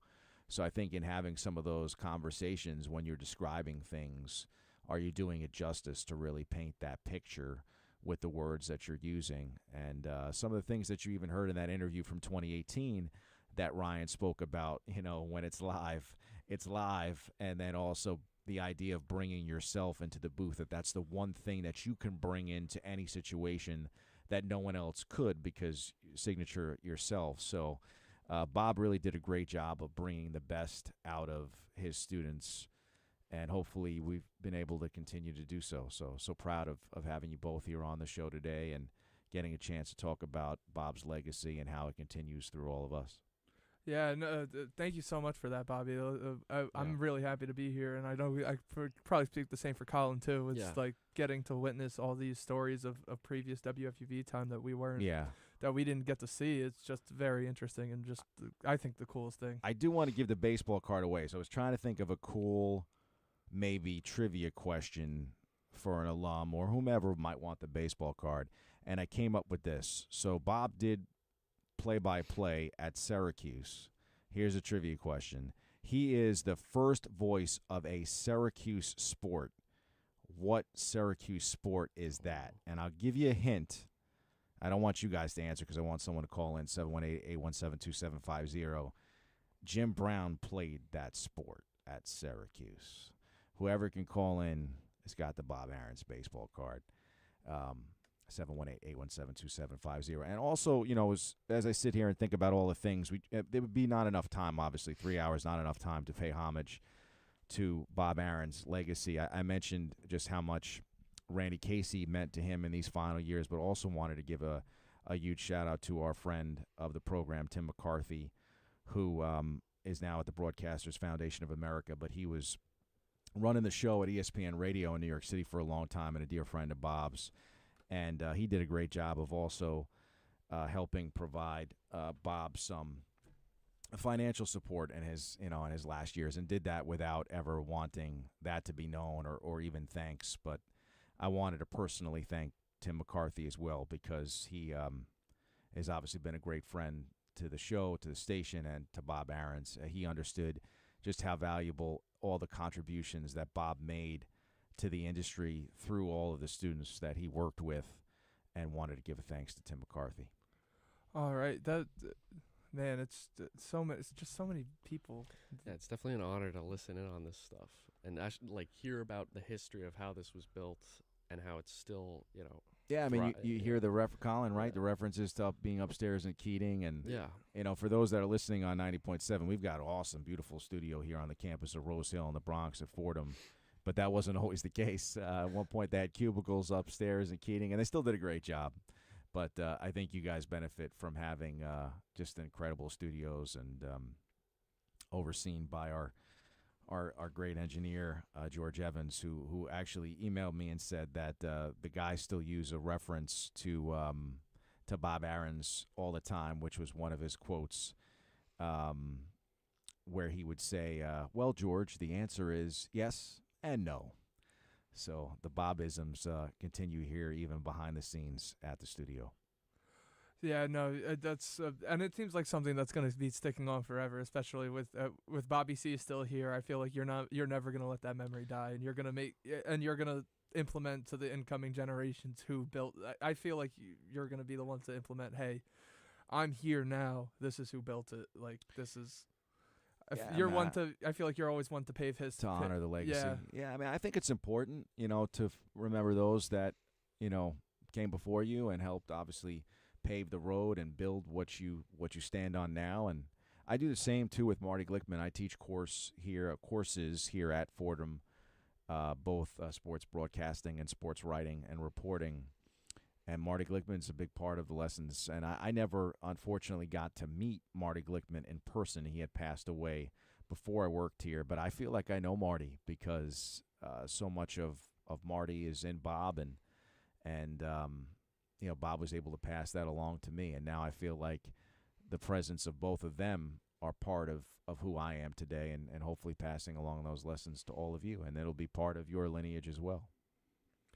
I mean, I was just going to say, I think it's very fitting that you are the sports director now. I mean, being someone who worked in close proximity to Bob and then I'm sure that's what he would have wanted. So, yeah, I think it's great that you're able to sort of directly carry on his legacy. Yes. Being somebody that learned, was a protege of his. Yeah, no, it's awesome. I mean, it's funny you mentioned that, Colin, because we were so opposite. I don't know if that was part of his method to his madness as well, but one of the jokes I would have back then would be that we were sort of like good cop and bad cop, because he would be able to come down and sometimes really come down hard on the group, and I was there to kind of maybe be comic relief or also to soothe the hurt feelings when he would be difficult on the group. And I'm sure it worked out pretty well. You know, Yeah, good we cop, heard- bad cop. We heard a couple bad cop stories today about about incidents that may have happened in like Pennsylvania or Cincinnati.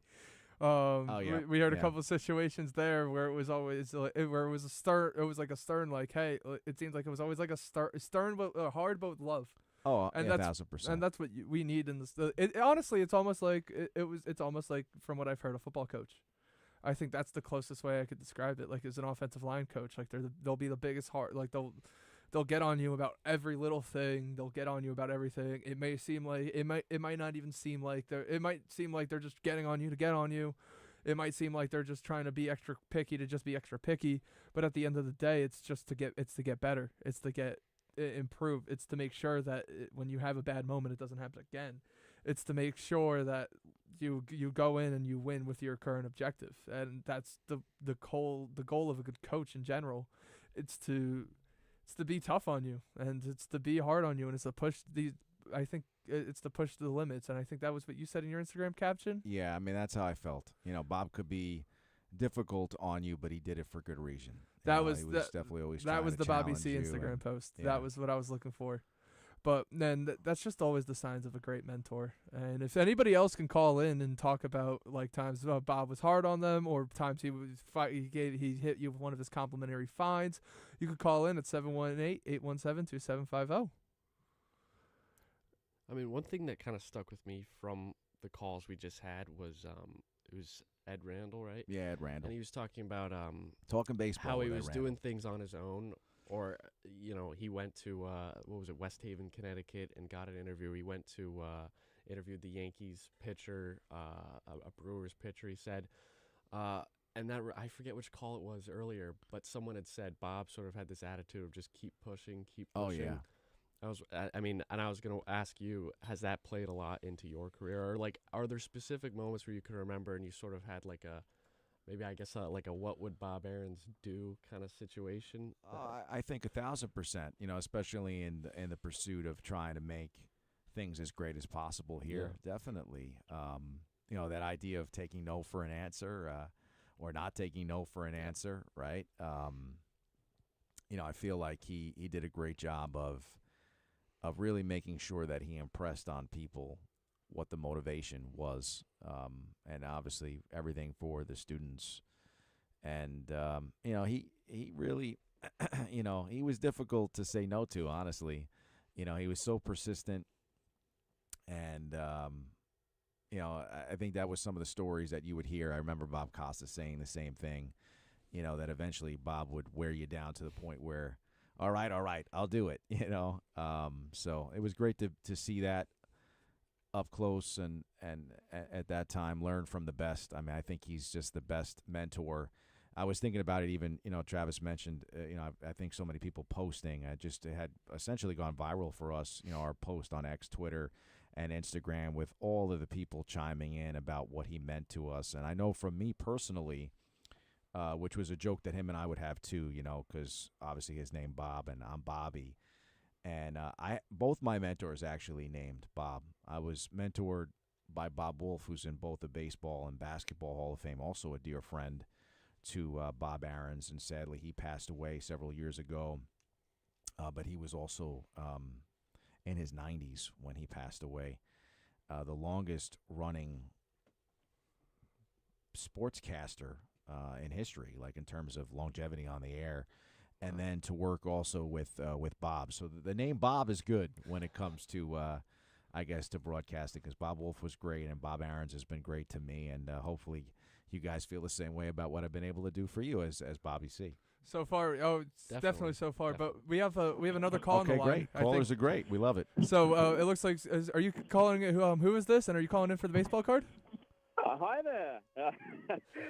Guys, this is Frank Mentasana, class of 2005. Frank, what's going Nobody on? famous, unfortunately, so you no need to get excited or anything. But lest we forget, there's lots of Fordham people, as you know, behind the scenes. And, certainly Bob is responsible for all of us. First of all, I just wanted to say to Drew Casey and his mom, like, they should be put up for sainthood immediately. No Agreed. 5-year waiting period. God bless them for everything they've done. Also wanted to shout out Joe Bono, who's done a lot of work with Bob the last few years. You know, as you guys were touching on, you know, there's been some challenges. Shout out to Joe DeBarry, who worked with Bob for the whole time that Bob was there, the sports information director. Like, you know, Bob, as we know, maybe not the easiest guy to work with or for, but he, as everybody mentioned, like he has, as a parent now, you would do anything for your child. So that's how Bob saw it. Like, he didn't care who he was going to annoy, whether you're a top sportscaster or whoever. Like, he was doing it all for us, for his students. And you can't name another college group of kids. I know we're not a college station, but we were in college. And you can't name another group of kids in college at any other college in the country who got the likes of Bob Costas, Gary Cohen, Doc Emmerich, Mike Breen to come visit them every week. Like, imagine putting a monetary value on that, to having one of those guys come in and listen to your tape for an hour and critique your work. Like, it's just not going to happen. But Bob made it happen because he was, you know, agitating those people to the point of, okay, I'll come. So, you know, he did it all for us. And it's just, you know, we owe everything to Bob. Those were some of the best years of my life.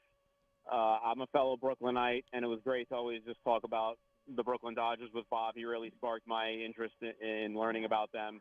We got to spend a day with Duke Snyder when he returned to Brooklyn, myself and Joe Bono, who That's I mentioned, awesome. and that was like an award-winning piece. And you know, everything. It's been a sad couple of days, but it's been great hearing all these stories and reflecting and celebrating Bob's life. So I just felt wanted to call in and That's add to a great that. call.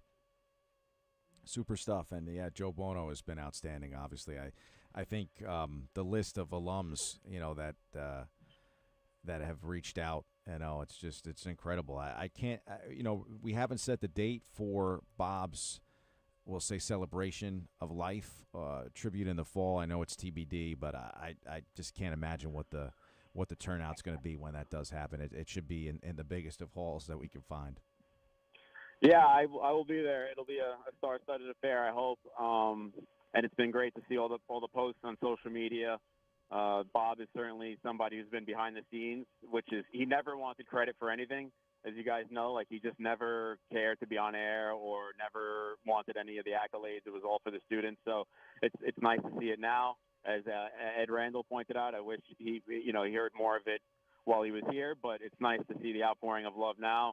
And I just, you guys were talking about stories. I just wanted to mention, when I think of Bob, like, Joe and I were working on another piece. It's called Jets Media Day. And it's the silliest of pieces. It was about the media playing a football game at the Jets practice facility or whatever it was before the season started. Like, just complete nonsense. And we sort of turned it into an NFL Films spoof.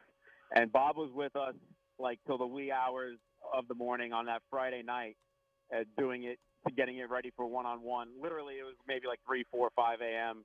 And this was a guy who was well into his 60s at this point, and he's falling asleep at the board. But he's hearing things that we're not hearing, and he's like telling us to trim a little bit of the sound, and it was just like amazing that he was operating that way. Joe and I still laugh about it and talk about it, and then he was there the next morning for one-on-one, and of course with Bagel. So that's the kind of dedication that I think of with Bob. I thank him, and I'll miss him. He was a great friend. It wasn't just the 4 years that you were at Fordham. He kept in touch. He always wanted to know what you were up to. He was at the wakes and the funerals and the weddings. And, he was a friend above all, and he'll definitely be missed. Beautiful tribute. Thank you so much for that tribute. We just have stories coming in, and then we have another one on the board right now too as well. If you'd like to, Sam's gonna put you in. State your name and your occupation, and just give us your Bob story. Hello? It might have been a drop call there. Oh. Hey guys, can you hear me? Yep, can hear you. Hey, it's Julian Atienza, class of 2014. Hey Bobby, how you doing? I'm doing great. Great to hear you. Thank you for calling in, bud. And I just wanted to say, just echoing everybody, just wanted to thank you guys, you, Travis and Colin, for doing this Saturday. It's a great way to remember Bob. And I, echoing everybody, I just wanted to say how giving of his time he was. That is something so unique, and when you're going through it in the process of it, you're in college, you don't realize how rare that is. Yeah, 1,000%. I mean, I think everyone has kind of just indicated how much he stayed here. I mean, he was always in his office. I mean, I feel like he lived here, honestly. Did we lose? Producers behind the There scenes. we go. You cut out a little bit. Oh, yeah, it's cutting out just a tiny bit. I'll keep it quick. Just for some of the folks like us, who are producers behind the scenes, getting ready for a broadcast with Bob was like no other, and it's extremely foundational. And I think he had that special ability. I don't know if Tony Reale said it or Brian Clark said it.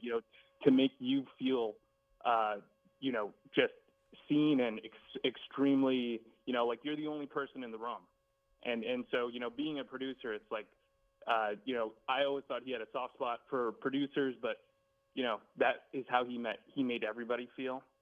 And, we'll just want to thank you and Drew, Casey, for, all you guys have done in the past few years. And just that the foundational advice of asking questions and always asking, why can't we do something? That's something that I've taken with me throughout my career, beyond sports, in news and weather. That sort of stuff applies in any part of broadcasting. Thank you, guys. Thank you. So happy to hear that you're still working in the business, too. I'm sure Bob would be happy to hear the same. Take care, guys. Take care. The one thing I'm noticing is that Bob set a lot of people up for success. That is true. Hearing just how many people are still working in sports to this day and then still have the theme from him. And I think we have another caller on the line as well. Oh, we have another caller coming in a second. Okay. Callers are welcome. Yeah, no. Oh, no. All right. Sam's putting it through right now. It's been crazy dealing with this number high caller Thank value. goodness for Sam back behind the board. Yeah, no, I have to shout out Sam today. He's saving me. We've been called up for 3 callers for the last 15 minutes now. So it's like at this point, again, remembering the life of Bob Ahrens.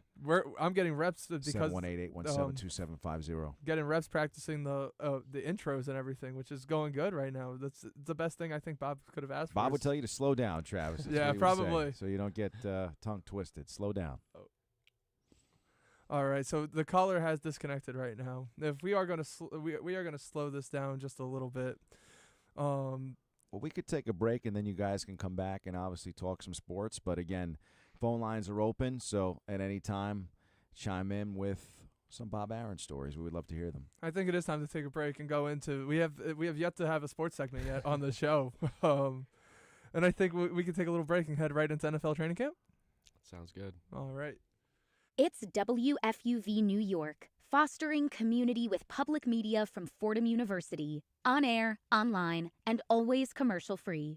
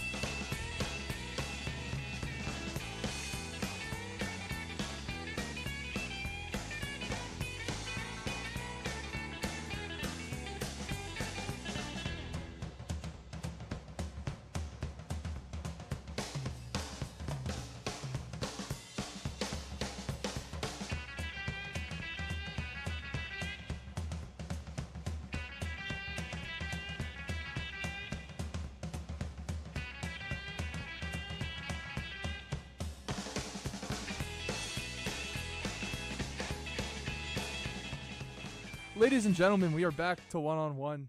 It is the Bob Ahrens memorial episode of one-on-one. Bobby Traffordini, our sports director, has taken a bit of a break right now. He has left all the memoriams here. I am joined by Colin Banks. Yep. And we were going to get started talking about NFL free agency. We have some more callers, though. But I think we have some more callers that Sam's going to put us through on the board in just around a second. And yeah, no, so many callers today.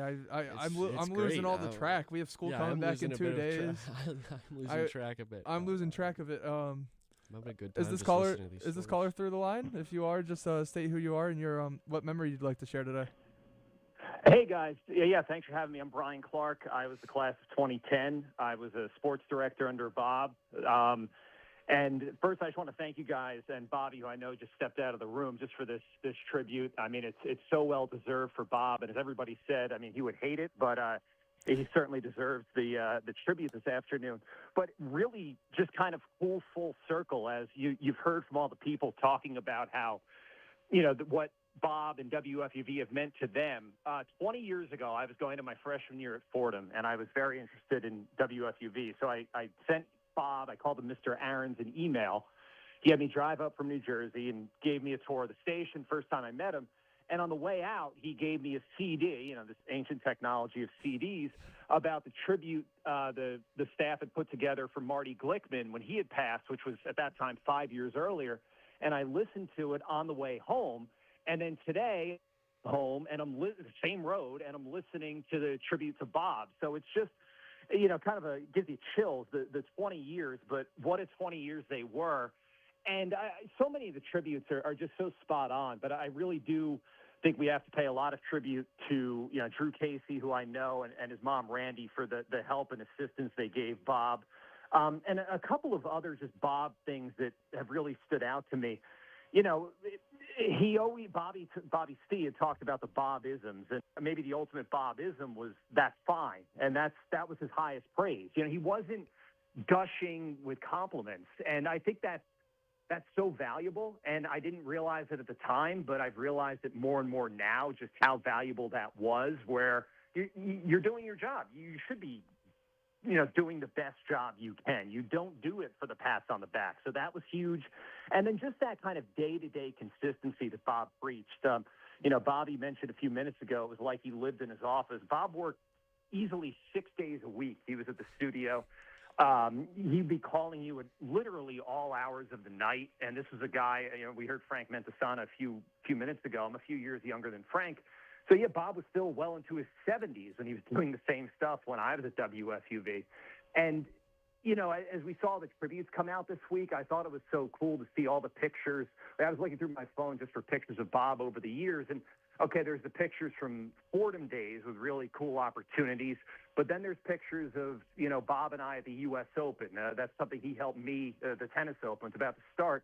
He helped me get in there and get a job there, and I've worked there ever since. And then there's a picture of Bob and me at my wedding. So just having somebody like that in our lives, I just hope I think we all do understand just how blessed and lucky we were. And it's just somebody like Bob who we're never going to forget. Yeah, thank you so much for coming in and sharing those memories with us. Unfortunately, we do have also a high volume number of callers right now. We have a lot of people to get to, but the stories just keep coming in. And the fact that the U.S. Being with him at the U.S. Open and at your wedding, the fact that it's professional and that your relationship is professional and personal, it just makes it probably made it just that much sweeter as well. Yeah, thanks, guys. Great job. No problem. Anytime. Yeah, thank you for the call. Thank you for the call. And then so it looks like we have another one coming in right now. Another caller. Through. Oh, Bobby's jumping back in as well. Bobby C's back in the studio. And hello, can we hear you? Hello. Hey, how's it going? Who are we talking with right now? Hey, what's up? It's Tom me? Winter Is it calling my from turn? NBC News. I think got both callers on. We have two callers on right now. Oh boy, we're gonna have to fight. The one not named Tom Winter can go first. Oh, it's me. My name's Kenny Ducey. I was Hey, in class Kenny. of 2015, and I take great pleasure in pushing Brian Clark off the air. Get out of here. It's my turn. I thank you so much for putting this together. Bob was was just an inspiration. And I think that the word that Spiro Ditas used to use all the time was a fraternity. And that's just one thing that I think about, is that this was a brotherhood. I met some of my best friends. My friend Jake Krink Schreifels, I still played softball with him. We played on the Bob Ahrens Express back in college. We still have some of the same guys today. And it was that being there late at night with Bob and taking all his critiques, being there past midnight, watching the Kick Six in an empty studio with him. I think those are the things that bond people forever, and that was one thing that is his legacy, right? I mean, we're all here today talking about him, but also a lot of people reaching out to each other when Bob was going through it, and I can't thank him enough for the friends that I've met. But that was the thing about him. Brian mentioned the fine. I think that he was kind of like a father that you were always trying to impress, and he never really gave you. He never really gave you the sense that he was completely satisfied with you. Even if you were a senior and you'd come through the demos and you've done, you worked your way up through volleyball demos and doing volleyball and basketball, and then you get to kind of pick your sport that you want.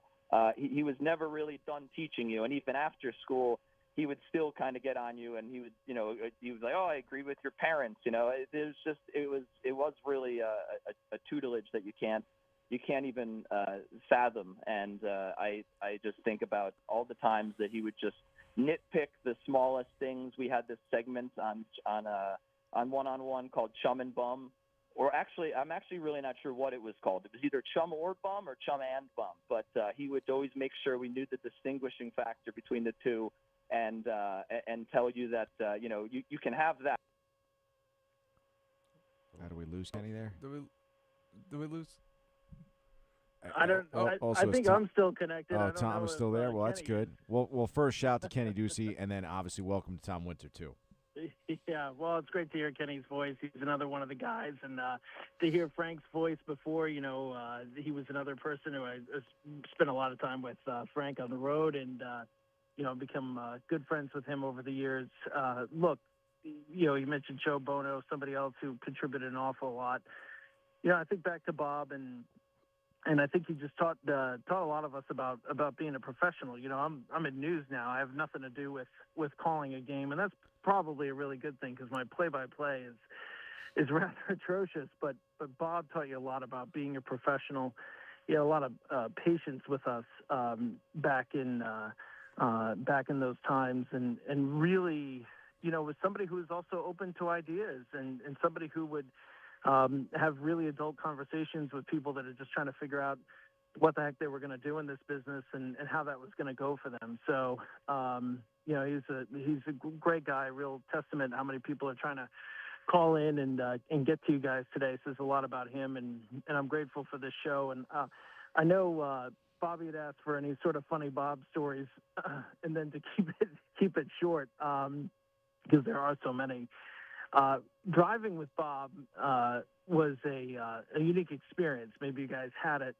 Bob would turn around in the driver's seat, and do a full 180 if he was having a passionate sports argument with somebody in the back seat, which for me, being in the passenger seat, was always a unique experience, to put it lightly. So always a wild time traveling to any event with Bob, but it speaks to his passion and who he was and what a character he was, and he was really a New York original. So like I said, guys, just grateful to chat with you today. Grateful for everything that Bob did, and grateful that WFUV gets to continue along in this tradition. That's great, Tom, and obviously doing great things at NBC. So cheers to you too.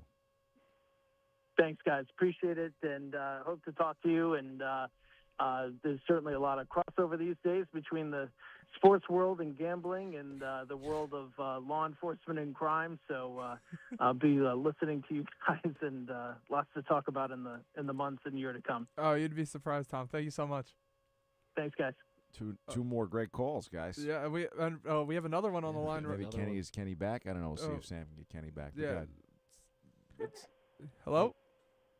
Yes, yeah, I'm here. Hey, who is this? Is this Kenny or no?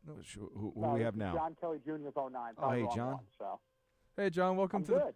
Good. What would you like to? What Bob story would you like to mention today?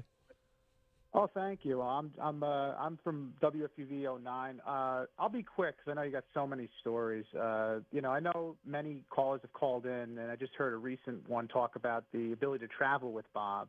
One of my best memories I remember with Bob is I got to travel with him to cover a Liberty game in Arthur Ashe Stadium. And one thing about Bob is he treated just everybody at that station, every one of us, really as like his children.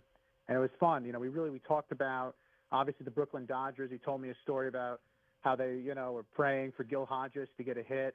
He loved his Brooklyn Dodgers, when he was going through a slump there. And his favorite spot for ice cream was Jan's. Then he asked me about my parents and where they're from. And we talked about Ernie Harwell and the Detroit Tigers a little bit, all on this way to cover this Liberty game. And that's something I really remember about him, just kind of being able to getting that chance to be with him just outside of work. And he really just, personable, just such a great personable and such a character. And one of the best things I love about him, guys, is that, I did my beat reports when I covered the New York Dragons of the AFL. My third or fourth beat report, he comes in the studio with me and, he tells me really good job. And then he goes and plays the first one I ever did. And that's something about Bob that he really enjoyed, seeing you grow in your career, seeing you grow in the craft. And he's like, just look at that. Look how much further along you are. And that just meant a lot to me. And when I was running a small internet radio company, sorry, I have my baby crying in the background here, everybody. I was tutoring Drew Casey, who's a very famous guy now at FUV, doing really good stuff. And, all those teachings of Bob I instilled in Drew. And then Drew's just such a talent. Bob took him to the next level. And just to hear Bob really give us that praise and that, for growth and what he trained you through was just phenomenal. So, I got to tell you, I'm an SID now at the United States Merchant Marine Academy. I'm not in the sports media market, but I'm definitely dealing with you guys from a rep standpoint. And Bob really taught us to be resourceful, know about how to engineer, know about the board, know about the phone line, the radio broadcast, know all those little things. And, really helped us to really bring a work ethic too. And I've really carried that with me. I may not be doing those things, but I definitely know that engineering helps on streams. I definitely know Adobe Premiere and cutting audio. That stuff I learned at FUV, and he taught me that behind the scenes. So I'm grateful for Bob for everything he ever taught me in this time. And, I'm really going to miss him. And you guys just continue to do such great work at WFUV. I'm so proud of my Fordham and what you guys do and how you represent yourself in the media market. And, Bob's legacy really has carried on. So thank you guys for the time. Super I call, really appreciate John. it. And congratulations on the growing family and all the success at USMMA. Yeah, thanks very much, guys. Thank you, John. Thank you for the call. Yeah, no, that was Super call. Yeah, no, that was a very appreciated. Like, man, all these stories are like just. I mean, the main thing just sticking out to me is like sort of like the coaching tree he has. It's like a family. I mean, everybody, he's teaching one person, then they taught another person who taught another person. And I think it's just wonderful how it's all sort of coming together. Yeah, just all the places too that you guys Yeah. have heard where these folks are working, right? Like Kenny's in the business now as well.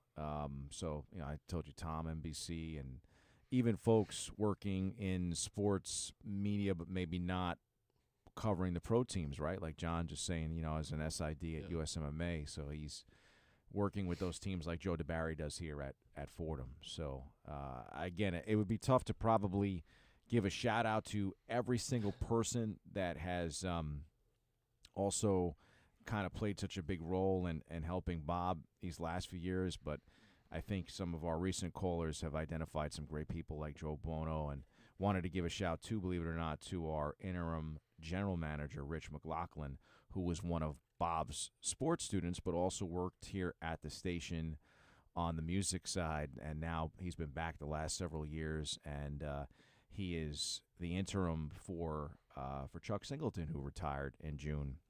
So I think it's interesting even there, right? Like the person in charge of the station is also one of Bob's sports students from back in the day. It all comes full circle into what happens. It is insane to think. We are going to take a quick break. We will be back in a minute or two. Some NFL. We think some NFL, but if get some more calls. Some more callers. If we have some more callers, then we'll take off. The baseball card's still up for grab, guys. I don't know. I think I have an idea of what the sport is. So he's the first person to broadcast what sport at Syracuse, Bob Ahrens. This would be probably mid-50s at the time. And Bob used to joke that there were no tapes, no copies of that out there anywhere, but that he did indeed do it. So anybody can come up with it. The Bob Ahrens baseball card is yours. It's WFUV New York, member-supported public media from Fordham University. On air, online, and always commercial-free.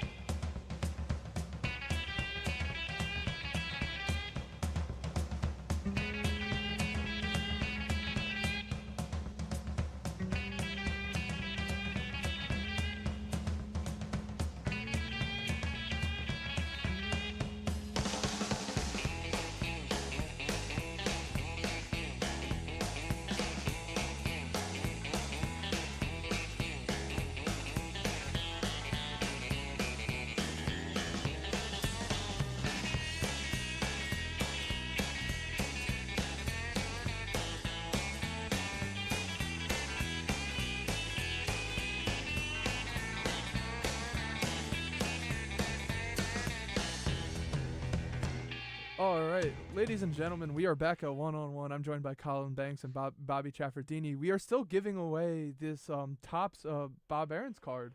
The trivia question is, what sport did he commentate at Syracuse University back in the day? First person to commentate. First person at Syracuse. First person to commentate at Syracuse. Play-by-play. Play-by-play. What sport was it in? And the hint was that Jim Brown played that sport. So if you would like to answer the question. And Bob had never actually done play-by-play for that sport, so I thought that was interesting too. Fun fact about Bob Ahrens, I used to tease him about, and obviously he was the most professional person that you would ever find, but he at one point in his young life, he dated a Rockette. So I always used to be like, oh, Bob, the Playboy, dating a Rockette. And he used to he would blush whenever we would joke with him about it. But he was just the best. I'm going to miss our long conversations, no doubt. All right. And we have another caller on the line as well, if you'd like to take over and introduce yourself and your story. Hi, guys. Sure. It's Dan Duva from the class of 2009 and with the Vegas Golden Knights. And I'm so happy to have you guys doing the program today. I'm calling you from the middle of the Nevada desert driving to California. And my condolences to so many who, of course, love Bob. And I did not plan this, I swear, that you're talking about the Syracuse sports question. But one of the stories I had to share, guys, was when Fordham played at Syracuse basketball, I guess it was about 2008, and Tim Bassett, Ryan Rucco, and I, with Bob, went up to Syracuse for the basketball broadcast. And not only did we, of course, broadcast the game, but Bob took us on a little tour of his own personal history to the top of a hill where there was a water tower and a lookout spot. I don't think it was the Rockette that he brought up there one night, but I'm sure Tim and Ryan will get a laugh thinking about that moment. And I know Bob came back with another group of Fordham students a few years later with Fordham basketball, but just to see a little bit more of the personal side of Bob Ahrens. And Bobby, am I allowed to answer the question? I do already have 100%. As a Glickman winner, you are always allowed to answer the question, and one of our most famous alum. Well, it's a great story because Bob had gone home to Brooklyn for spring break and was coming back to Syracuse planning to broadcast Syracuse baseball, and was told, sorry, actually, no, we're not going to be broadcasting the baseball. You're now going to be broadcasting lacrosse because they're moving the games to Archibald Stadium, the football stadium at the time, because Jimmy Brown is on the team. And, of course, they changed the lacrosse rules for Jim Brown. Cradling was introduced because he would just run down the field and score. So, yeah, it was lacrosse, Jim Brown, and perhaps the best lacrosse player ever. But, yeah, just to talk about Bob a little bit more, I mean, so many have talked about the great lessons and what a great teacher and inspired so many of us to teach. But I will simply say that among his greatest things imparted to us all was simply this. Attitudes are not taught, they're caught. He taught us a lot of things, but we caught the attitude from Bob. That you can't ever possibly thank Bob for everything that he did for us, but we can pay it forward. And I'll just leave you with that. Thanks, guys. Dan, amazing call. And I'm going to text you for your address so I can send you this Bob Ahrens baseball card. Well deserved, my friend. That ending is that one hit it home. I thought the pay it forward. We can't replicate it, but we could pay it forward. How do you feel about that? I mean, listen, as first, somebody again, has that, shout out to Dan Duva, but you have to try and replicate. I mean, him, yeah, though. as somebody actively Like paying it forward, you actively have to try and replicate him. Like that's in your job title. And just what is it like to try and fill those shoes? Well, Bob always used to say too, right? Most of the time, teachers are not it's not the highest paid profession. You really have to love what you do, and obviously he totally did. And as I mentioned before, just for me personally, forever grateful for the opportunity that Bob Ahrens has provided to me. I think the memories that we make here on a day in and day out basis, it never feels like coming to work. This is always what a treat it is to talk sports. I joke obviously with a lot of you about just that idea that I would do this whether I was working here or not, right? Talking sports. So to get a chance to do it with all of you is just fantastic. So we have another caller on the line. If you'd just like to introduce yourself real quick and share your story, that'd be great. Hey guys, this is James Corrigan, Fordham and WFUV class of 2018, and I wanted to call in and share my thoughts on Bob. Amazingly, you guys have already heard my voice on this broadcast. It was jarring to hear that earlier, one of my interviews with Bob, right as he retired, back going into my senior year. And, when I think back, I just think of a lot of what you guys really just talked about, never going into work, and the family atmosphere that he created for us. It's also, hearing Raphael's voice, one of the staples of our time at FUV earlier, and just seeing all the tributes from the people that I went there with and worked with and became good friends with. We've all, so many of us, sort of gone our different ways, and it just reminds me of the bond that we all shared because of Bob. I think this has been brought up, but that first day of as first year students at WFUV, we're in the classroom, and Bob comes in and asks us to describe the room for something simple sounding question. We all say, oh, there's a chair, there's a desk. What kind of desk? What's the color of the desk? Where is it facing? Where's the chair facing? And you realize quickly that you didn't know anything about broadcasting, and you also didn't know anything about sports. And for the most part, he taught us that you shot the basketball at your own basket, different than every other sport. Just the little things that make you polished, that made so many of us so successful. So many of my friends, so many people I went to that was so successful. People that are on the air here in New York, like Emmanuel Barry, incredible. People who make us all laugh and entertain, and are so great at Barstool. He molded so many, and hearing all the stories, all the little things, the little quirks.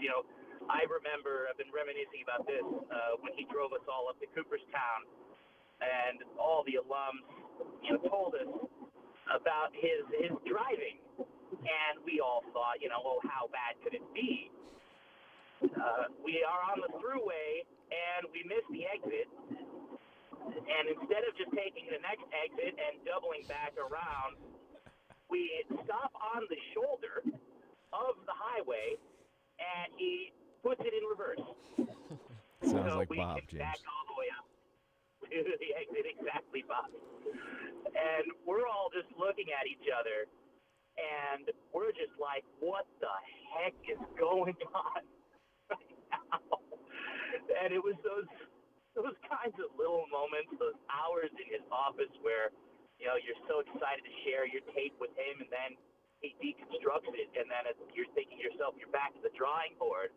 Those are what made so many people so great at what they do, and it really hit me when reading all those tributes, reading everything that so many of my friends and the people that have came before have put out that makes me think of how much of a part of us as people, as professionals, that Bob Ahrens was and is. So thank you guys for doing this today.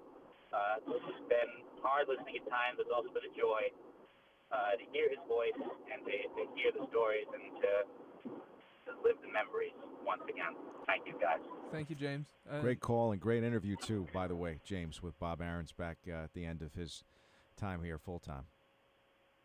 Thank you, Bobby. All right, and that was James. We heard his interview earlier. And a piece of it, and definitely want to let people know that was too. 2-on-1, right? No, the 2-on-1 was the other. Oh, clip. the other one. Yeah. But I want to try to put that stuff up too. We'll try to get that stuff up on social, so there's some more content that people can listen to Bob in our archives of. And we have another caller on the air as well. Ready to talk? Ready to talk a story about Bob? And who are we with right now? Mike Moriarty, class of 2005. Hey, Mike, how's it going today? Good. How are you guys? Doing good. We're just we're taking in all these stories.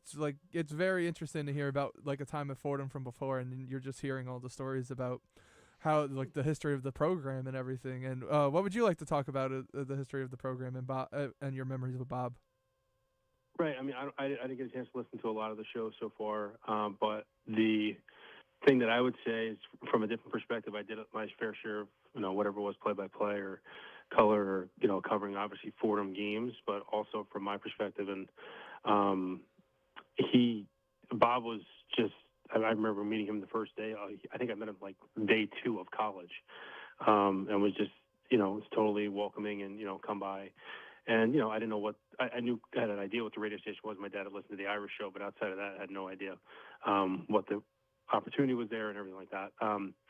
So in terms of just getting yourself in the door and really pushing to do things, in the first, by October, November, December, there was weekly workshops. I think they were Mondays or Wednesdays, whatever they were, in Keating.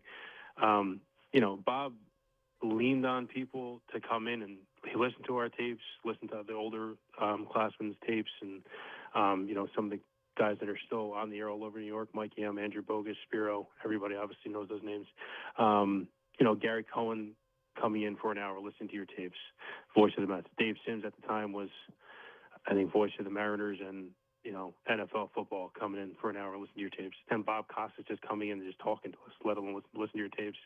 And then, Iron Eagle rounds out your month of workshops, which is just what else, could you ask for in terms of, and that's obviously the list of names that came in and did that, was probably hundreds. So, and then the other memory and idea of Bob is just, if you came to him with an idea of what you wanted to do, as long as it wasn't crazy or nuts or, no, we can't get access. But I mean, it was never really a no, as long as you showed that you could be professional in a setting. And, in terms of my personal stuff, it's, being on site covering professional sports or college sports, whatever it is, on site. So, I think my first leg into getting on air was with boxing. And I said, hey, I like boxing. I want to cover boxing. He let me cover a fight and then let me do an interview on one-on-one. And that was my first thing. And, that's, he didn't have to say yes to that, for a 17, 18-year-old kid doing that. And, just from that point on,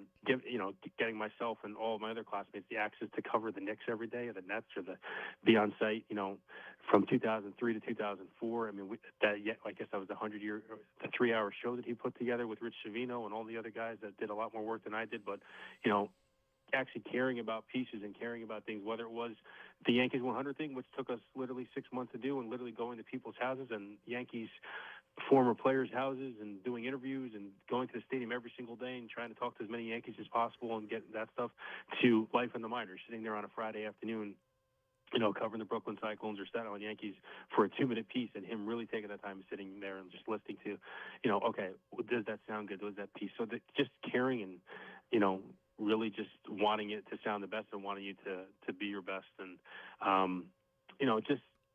just a jovial, great guy who's always great to be around. He could be serious if he needed to be, but if not, really gave us the free rein and really built a brotherhood. I mean, certainly, obviously from classes before us and classes after us, but, our group of people that we don't see each other all the time, but when we do at a stadium or in a press box, it's just like kind of pick up where we left off. So.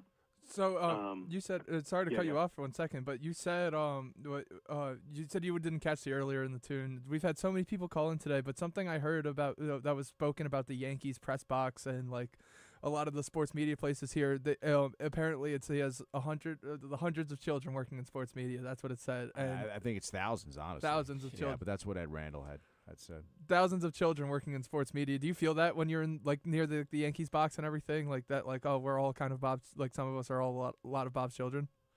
Like, I mean, absolutely. I mean, it's because it's a lot of times even now I'm getting so old that I don't even know a lot of the guys that are in there, but I have an idea of like who they are because you can just tell they are. I mean, they're dressed properly. They're ready. They're there before the game. They're doing pregame interviews. They're in the locker room. They're in the clubhouse. Again, I don't even know the faces or the names, but I probably will know. I could probably pick them out of a lineup and see who they are, and obviously also just seeing the other alumni that are there, seeing guys that I sat with when I was graduated and being a media member that were in 2000 whatever 8, 9, let's say, and Rucco sitting next to me when he was a part of the Yes broadcast and as a student and also covering the Yankees for FUV and doing all that other stuff, that sort of thing. It's a brotherhood of being at a press box, or whether it's at even Giants, Jets, at really a lot of different things. Seeing the older guys that know us, and I mean, I think Bob's the best, and there was nothing you could really say other than that. He brought us all together. We were his.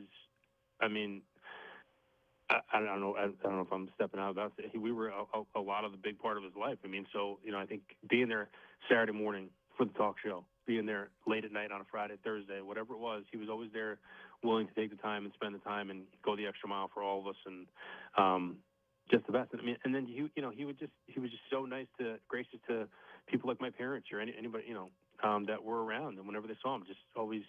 He came to my graduation party. I mean, like. Just things like that. Just he really I think the person that just started before me was talking about a family atmosphere. That's exactly what it was. He created a family atmosphere and really created a brotherhood of obviously guys that have went on to do unbelievable things, but also he had a voice in the room for also the people, whether they were behind the scenes doing engineering or doing small little coverages like myself, or interviews or covering games, things like that. It was just everybody was important to him, no matter what piece he was listening to. It wasn't just all about this guy's going to go on and be a star. It wasn't just all that. So, well, Mikey was definitely extremely proud of everything that you've accomplished, and I'm so happy that you're still in the business today, and you've done a great job too of helping pay it forward to our students in the press box at all these different stadiums, arenas. So thank you for that. Sure. Thank you, guys. This is great. Thank you for doing this. This is really a tribute to him, and obviously, Bob's the best, and we'll all continue to say that. So. And in my office to this day, and Mike knows this, there was actually, and you guys have seen it, a big poster that still hangs, and it's all of the credentials that Mike Moriarty covered here at FUV, and Bob had that proudly displayed in his office, and his office still my office. I'm not sure for how much longer we're actually going to be moving stuff around here, but it's an honor to be in that space where I worked with him, and I've had alums come by and say it still looks exactly the same way that it did when he was here, so that's pretty cool. Wow. Great. Well, thank you, Mike. Thank you, Mike. Yeah, thank you, guys. Thanks. Appreciate it. All right. So, do we just making sure checking in with our producer Sam Giangrande? Sam, you okay back there? By the way, I mean the phone has been ringing off the hook. The phone has been ringing. I always feel like that's why I kind of froze for a second. Usually, it's like we've been going in from one to another, but it's the chaos, and it's kind of the. Well, it is New York's longest running sports call-in show, so Bob Ahrens would be very happy about that. Yeah, and with the frequent amount of calls, I think this is my 9th time hosting one-on-one, and I don't think I've seen this many calls before. Well, it's for Bob This is Ahrens. my first time ever being Ahrens. on one-on-one, so this is definitely setting a standard. But like one thing that's just, I know we've touched on this obviously at length, but just how much of what was built here and how much he helped build here, how that's sort of directly translated to the professional landscape is, I mean, it's kind of wild to just like hear these people that maybe not from WFUV, but just from being professional, radio and sports people in general. I mean, there's been articles, Colin, written about it. I mean, like all jokes aside, like for the mafia, so to speak. But like, I mean, it's just everywhere. In sports, sports personalities everywhere, right? And again, some behind the scenes and some working in front of the camera or behind the microphone. So some of those names are household names just because of that, right? But I mean, when you think about the number of people that are in the industry, that's why I said, I mean, it's just incredible, the groups that he would have. And even by the time that he wrapped up here, I mean, he was FUV had grown to having, religiously at least 50 students in the program and having to turn some away just because can't have, it was one Bob, one Bobby C, only so many students that we can have in the program. So, but even that number obviously far outnumbers the other departments here at FUV. We have a lot of students that are coming through our doors and then going out and making a career of this. Yeah, you have a bunch of students coming in, and then maybe I don't know. Maybe they get booed. Sometimes maybe they get booed out of arenas. maybe that's what happens sometimes. But everything's a learning process, and that's what I felt like. From what I'm hearing, is Bob was teaching everybody that. I learned that from you a lot, and then especially I think that was my biggest learning process right there. Just standing in the middle of a.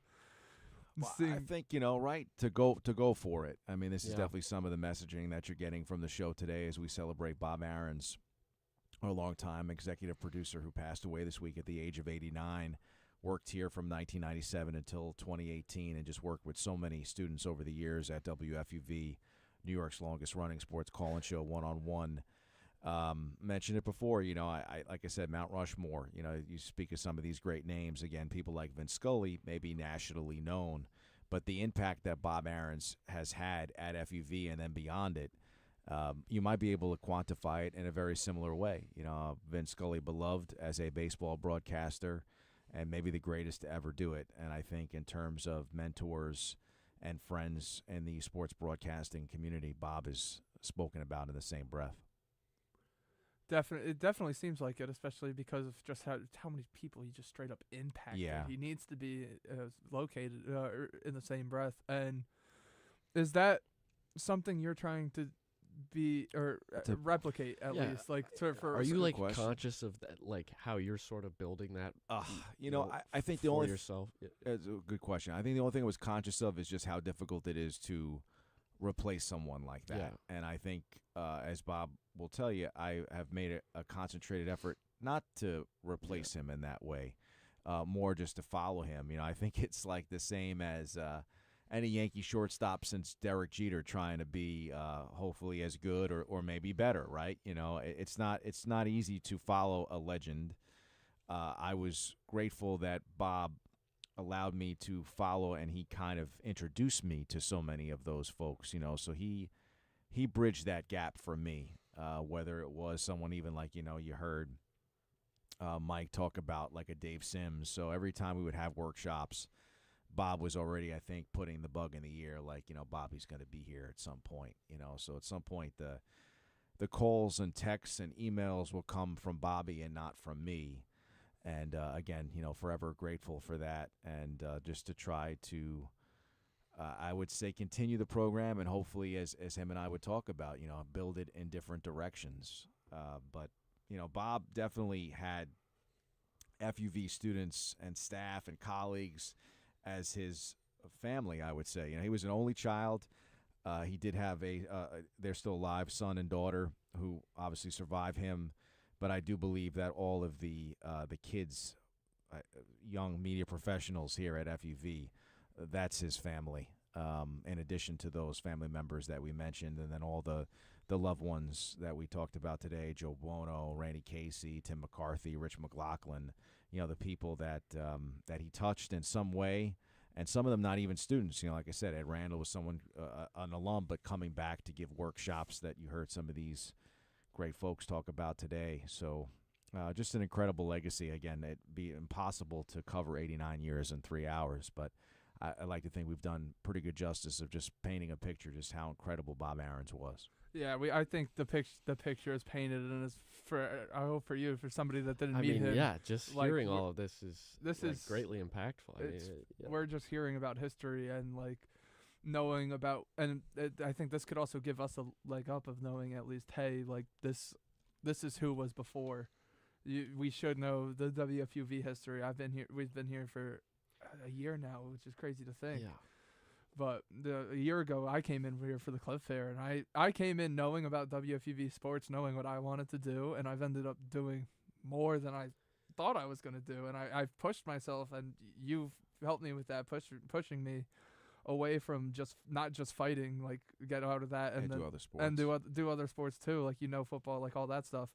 But hearing other people talk about how Bob pushed them in the similar way you pushed me, it kind of, and hearing all the stories from Fordham alum that are all still actively working, still in the fields, that you still might run into when you go to one of these events, it's making me like maybe want to go to a baseball game one day too. Yeah, It's of course. Yeah. crazy to think for me saying that. Maybe want to go one day.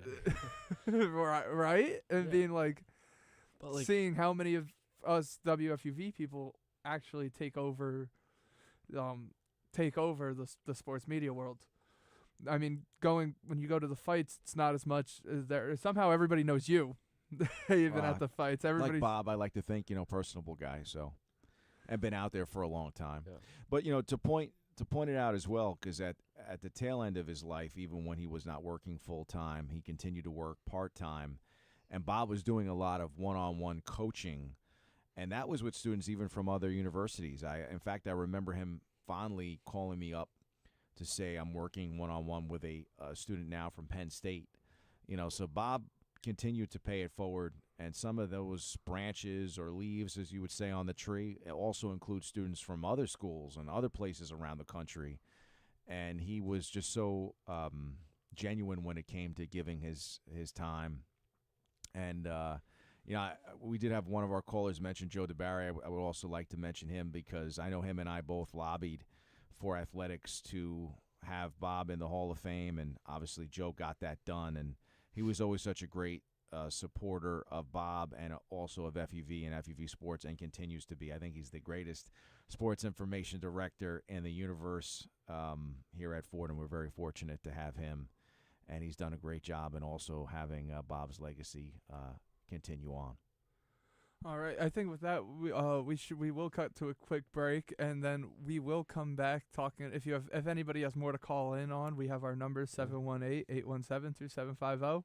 That's 718-817-2750. If you want to call in with your Bob Ahrens stories, like we love to hear it, and we love hearing all these, just the emotional outreach. But we will send into a break, and when we're back, I think we'll start talking about sports. Yeah. Maybe we'll see. Maybe. But don't hesitate to call in, folks. Do not hesitate to call in. We'll be right back.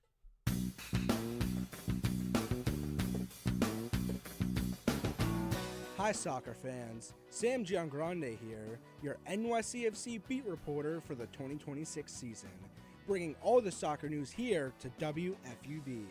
From Major League Soccer to the international stage, follow my X page at SamGGWFUV to see moments from each game and interviews with your favorite players and managers.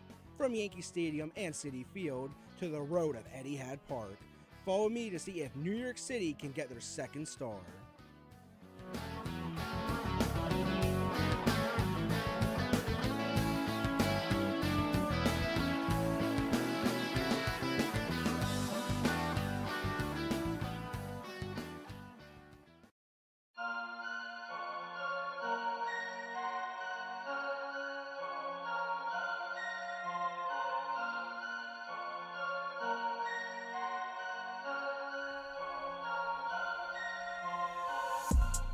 Want to be part of the Ramley? It all starts here.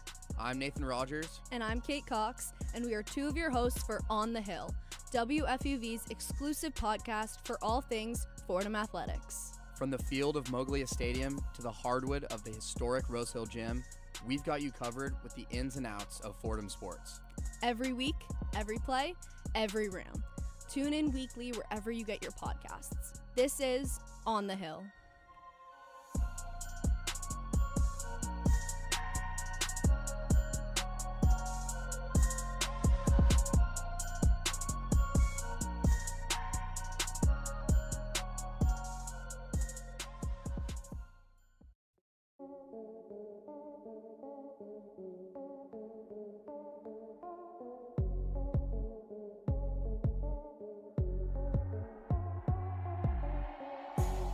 I'm Isabella Terracini. And I'm Barrett Spreitzer. We're two of your hosts for College Gridiron, the exclusive home for all things college football on WFUV Sports. Join us as we break down the biggest matchups of the week, Heisman hopefuls, and college football playoff previews.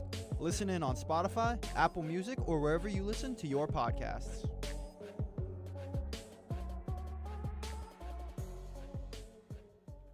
Ladies and gentlemen, welcome back to One on One. It is the Bob Ahrens Memorial episode. We just had our sports director, Bobby Chaffardini, has left the studio. It is just me and Colin Banks right now. Literally one-on-one, me and Colin Banks. And Colin, we have to talk about this. This is our first sports segment of the day, and because Travis Hayden is hosting today, it's got to be about last week's UFC 330. Took place at the Philadelphia Xfinity Theater in Philadelphia, Pennsylvania. Heard the Philadelphia natives didn't take too kindly to you. Philadelphia natives usually take very kindly to me. I've had nothing but positive experiences in Philadelphia before this, and I walked up on stage. I was the last question at the press conference. I see myself on Dana White's television. He's like, "Okay, kid, give me your question." I see myself on camera. I freeze up. I'm trying to ask Mackenzie Dern and Jillian Robertson, which was the women's strawweight title fight of the world, at 115 pounds. Mackenzie Dern was making her first title defense against Jillian Robertson, the two most women's with most submissions in that division's history. I'm thinking, okay, one of the greatest jiu-jitsu fights we've seen in a long time, probably the most high-level title fight jiu-jitsu fight we've seen in a while. I wanted to ask each woman, do you think that I wanted to ask Mackenzie if she thought Jillian was the most dominant grappler she's fought, and the same thing for Jillian and Mackenzie. Instead, I asked, what are we expecting to see from the grappling exchanges, which is the most basic question you can ever ask at a UFC press conference. And I started getting booed. I thought I finished my question. Mackenzie and Jillian are just saying basic stuff like sprawl, strikes, whatever. I'm like, oh God, wait, that's not what I meant to ask. I have to eat it and take it back. I then direct my question to Ian Machado Gary, who was fighting for the welterweight championship of the world against Islam Makhachev. I cannot hear my thoughts. I cannot hear what I'm saying. I am stuttering. Oh my God, Philly is booing me. Ian Gary is getting booed by Philly. That was a big theme of the press conference. Ian Gary was not having a good time at that press conference. It seems. They were booing Ian Gary for Islam Makhachev. So that got booed out of the building. I'm getting clowned on the internet. I have to go into Saturday with a vengeance and lock in with my questions when it comes to UFC 330. And I felt like that was what I did. It was an amazing night of fights. I got to, again, getting to watch these fights happen with like some of the biggest names in combat sports, and you're just up to the ledge watching with these people. It's kind of insane to think about. Got shoved into by a guy from some guy got shoved into me by Mark Wahlberg's security team because he was trying to get too close to Mark Wahlberg. Jeremiah Wells submitting a Metallica Orby with that Darce choke in his hometown. The only Philly fighter on the card getting it done. Neil Magny defeating Ramiz Barhirmas in the Battle of the Boroughs. It was Brooklyn versus the Bronx. Brooklyn unfortunately got the edge on that one. Got to ask Neil Magny about that at the end of the fight. He said it was great showing up for his borough. We had one of the craziest twisters I've ever seen in my life. Craziest submission you'll ever see from Charles Johnson when he fought Eduardo Henrique. That was a short notice fight for Henrique. It was a catchweight fight. Charles Johnson, the original opponent, pulled out. Charles Johnson ends up going 3-2 on the year. He gets another victory. He's 2-2 on the year now. Big time in the flyweight division. He has wins over almost every top contender, and he's fought almost every top contender. It's one of those amazing things to see. Seeing a guy like Charles Johnson get that comeback victory with that twister. We saw Jalen Turner come back with a vengeance after his win against Edson Barboza back in December. He retired back last March, came out of retirement, ended up getting a knockout win in 39 seconds, which was an amazing performance. We saw the Dustin Satolfis performance. He had that rear naked choke. Esteban Ribovic coming back, fighting Edson Barboza, having to take out a legend like Edson Barboza, retiring in front of that Philly crowd. And then we got to get into it, the co-main event where I asked my terrible question from. Mackenzie Dern ends up dominating Jillian Robertson, 49-46 or 148-47 across the judges' scorecards. Not something what was kind of expected. Jillian's Coaches weren't happy about her not being able to execute the game plan. That was something that was clearly seen. When Dean Thomas came out and said he was done cornering fighters, and then made the moment about himself, and then he comes back out and says, "Oh, never mind. The moment isn't about me. It was about Jillian." And he's saying now he's going to come back and corner Sean Brady. Just a disaster all around. But Mackenzie Dern retains her women's strawweight championship. And it looks like she gets to fight Zhang Wei Li soon, the former champ who who vacated to move up a weight class. She failed at her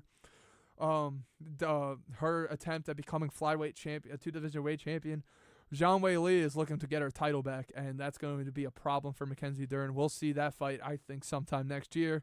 And then we have to move to what happened in the main event with Islam Makhachev, the welterweight champion of the world, defeating Ian Machado Gary by decision, 49-46, 49-46, 48-47. I thought it was 49-46 all around. I don't know how you could get that 48-47. You see people talking about Ian being robbed because of quote-unquote damage to Islam's face and sides, when Islam was just dominant, as always, with controlling his grappling. He had that insane knockdown with that head kick in round 2, coming off the grappling sprawl exchange, at 5'10", hitting a guy that's listed as 6'3" with a high kick, and knocking him down. Like, that's still something that's always going to be impressive. And what Makhachev did was absolutely incredible. He broke the record for longest consecutive win streak in UFC history. Islam Makhachev entered a class of his own, becoming the 17 straight victories in fights for Islam Makhachev. And he's already been the welterweight champion of the world. He's done everything possible that is to be possible in the sport. So at that point, like, think about it. When you're like in the conversation for greatest of all time, You think he's in the conversation for greatest of all time? of course he is. Okay. Yeah, no, I'm course. not hating on that. Yeah, of course he's in the conversation for greatest of all time. He's broke the record for most win streaks in UFC history. He's a double champ. He won the lightweight championship. Him and his team, they've scored 100 victories. So something you would want to ask Islam Makhachev is, why are these moments still special to you? And I think that's the clip Sam's going to play right now. This footage is courtesy of Homa Fight. This was immediately following Islam Makhachev's win against Ian Machado Gary at UFC 330. Congratulations on tonight's gate. Something I wanted to ask is that. Sorry, wrong. That was the wrong clip. That was the Dana White clip right there. So if we're looking for there we go. So this footage is courtesy of Homa Fight. I got to ask Islam Makhachev 2 questions at the end of close out the press conference, his historic win. One of them is that, and then I'll get into the other one in just a second. Sam's working on getting that up. He played the other one, which we'll get into in a minute. There we go. Islam right here, right back here. Congratulations on the victory tonight. It's the 7th straight title fight you've been involved in. Again, you broke Anderson Silva's record, double champ status. And pound for pound #1 fighter in the world. You've accomplished everything there is to accomplish in the sport. And you also said the 100th victory for you and your team today too. What makes these moments still so special for somebody that has been there and done it all? Like, why is this still special to you, and what keeps you going as well? It's still special because we still made the history. It's Abdul Manap legacy.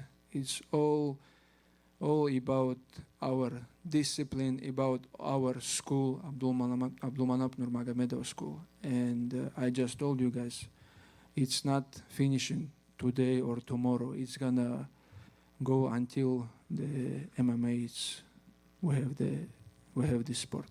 And lastly, one more thing I wanted to mention, ask. Obviously, you and your team, you come in from Dagestan, but this week, especially shown towards you at the press conference, and tonight there was a lot of love shown towards you and your family, with you being the Philly fan base, seeming like they were cheering for you. Just how does it feel to come in from Dagestan, that's a completely different culture, and kind of take over American culture as well, and becoming this figure over in the States as well? It's good. It's become, I like to fight in USA because I feel last couple fights, the crowd all support me. They all come to watch my fight. A lot of fans come to somewhere to watch my fight. That's why I just want to say thank you, and I love to fight. All right, thank you, Islam. All right, so those were my questions to Islam Makhachev after the victory. Everybody got into the little details about his fighting before. I was the last question on that press conference. So it's kind of, you're kind of picking from the scraps, as you would kind of say. Like, that's what you got to do. But the Islam is a universally beloved figure now in MMA, especially in America. When 100 UFCs ago was Khabib and Conor, UFC 329. The Ireland and the Dagestani guy. The Irish guy was getting cheered, beloved by the U.S. fan base, while the Dagestani was getting booed and everything. 100 UFCs later, we have the Irish guy who can't even who can't even talk on the mic because he's going to get cheered with a chorus of boos. And you have this guy from Dagestan, which is nothing like the U.S., and everybody's wearing their headbands and everything. I'm 5 feet away from Hasbullah right over there. Him and his team are all right there. Everybody's in the room. It's one of these, like, crazy, like, just these crazy moments that it's like, oh, my God, when did this shift happen where it was eventually everybody was booing all the Dagestanis at first, and now the Dagestanis have completely taken over? You might hear people say 2 to 3 years, Dagestan forget. But that has something to do with the way Islam Makhachev has been winning these fights. I mean, it's been one of the most impressive win streaks you'll ever see in MMA. Hasn't lost since 2015. The longest win streak in UFC history. Like, that was history being made. Anderson Silva's record was not touched for 13 years. The closest person to get to it was Kamaru Usman. Almost tied it until Leon Edwards knocked him out with that head kick back in August of 2022. So Islam Makhachev made history, set the record for the welterweight. He didn't set the welterweight record. He still got a lot to go. But now we get to either see him fight. He says he wants to fight by the end of the year or before Ramadan. So that leaves us with like a little bit of time. Are we going to get Michael Morales or Carlos Prates? Will one of them fight each other first? We got to see where this welterweight division goes. We got a lot of tough strikers, but the best grappler in the world, that's going to be a big question going into the next time Islam Makhachev fights is how is he going to deal with a guy like Carlos Prates or Michael Morales' power? That's going to be very interesting, but how are those guys going to be able to deal with his wrestling? The other thing I got to do is I got to ask Dana White a couple questions as well during the UFC 330 press conference, and Sam's going to be playing those right now for us, and I'll explain those in a little bit too. Hey, Dana, congratulations on tonight's gate.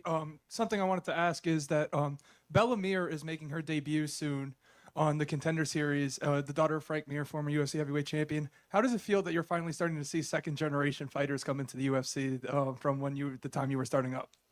Yeah, it's interesting because usually that doesn't go well. You know what I mean? When the next generation tries to fight, but she is an absolute freak of nature and incredibly special. And her goals in combat sports aren't just to be the UFC world champion. She wants to be the Zuffa boxing world champion. She wants to win an Olympic medal. She wants to be the UFC BJJ champion. And, she might start slapping too. Who knows what she'll do. But, yeah, I'm excited about her. I've been excited about her since she graduated from high school. So why do you believe that second-generation stars don't work out sometimes in the UFC? Is it because they were like too spoiled growing up and they don't have the same hunger? Yeah, oh, definitely. And you grow up different than your parents did in many ways. And, their path isn't yours, normally. But when you sit down and you have dinner with Frank and his wife and Bella, and they start telling Bella Mir stories, like, where's Bella? And they look out the window and she's got, like, these sandbags running around the cul-de-sac at, like, 6 years old. She's built differently. And she went to college and she was in the middle of a wrestling season. And then she would come home for vacation, Thanksgiving or whatever that you get out of school for. And she would come fight in like jiu-jitsu tournaments and beat like the best jiu-jitsu people in the world without even training jiu-jitsu. She was just wrestling. So she is an absolute standout freak of nature and a one-of-one unicorn. All right, and last question. So this goes back to, you have been in this game so long now that you're starting to see parents of kids come in. You started to, you took up the UFC 25 years ago. You took Overboard. And now today, this is the inaugural year of Zuffa Boxing. And the startup, we saw you at the show last month at MSG. Just how much is the startup of Zuffa Boxing similar to the startup of the UFC in the 2001 for you? And does it give you the same kind of thrill in starting up a promotion again like that? Yeah, I love starting from the beginning. I've actually been having fun with this, and I have fun with Slap too. I like building things, and the we just did that fight in Ireland. The place was packed, and the crowd was awesome. It was like being in Philly here. Yeah, I love it. And sorry, one more. Last month I got to ask Edgar Berlanga if he would like to fight during the Puerto Rican Day Parade there in New York City during that weekend in the theater. We've seen it happen for Callum Walsh before around with St. Patrick's Day celebrations in Ireland. Could you see Zuffa Boxing trying to do something like that? Yeah, definitely. I'm not saying we would do it this year, but yeah, we would definitely do that. All right, thank you so much. Thank you. All right, so those were my 3 questions to Dana White. That last one was kind of impromptu. Last month at Zuffa Boxing 09, I got the privilege of reporting on that one, and seeing Edgar Berlanga fight Stephen Butler was like crazy. And I've been to the theater before for boxing fights and all this stuff, and it's one of combat sports is a little different from the rest of the sports, because obviously it's like promoters, they're looking for new ways to like new things to do always. And something we see a lot of the times here in New York is at the theater at Madison Square Garden downstairs, St. Patrick's Day weekend every year. They'll see Callum Walsh is an Irish boxer, but usually he comes into the city and he'll fight, and it'll be a big St. Patrick's Day celebration for just in terms of boxing.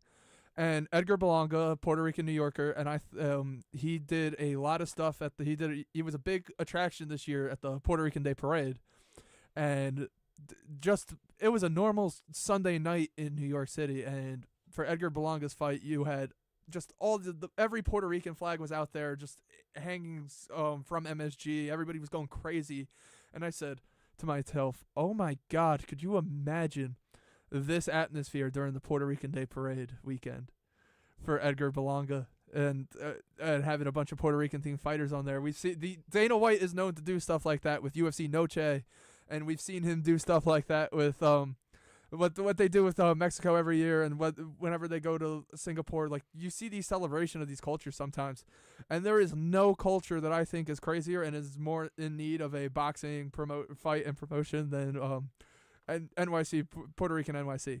Like, that is a culture hotbed right there, and I feel like Edgar Berlanga fighting during the week of the Puerto Rican Day Parade would be crazy. Because I wasn't going to bring that up. I brought that up to Edgar Berlanga Jr. last month. I said that to him. I was like, and he said 100%. I'm calling Nick Khan. I'm calling Dana White. I'm calling everybody on the phone, and I'm going to try and make this happen. I thought everybody in that press room was asking about UFC in their city. Oh, let me get UFC. What about UFC in Minneapolis? Could we see UFC return somewhere else soon?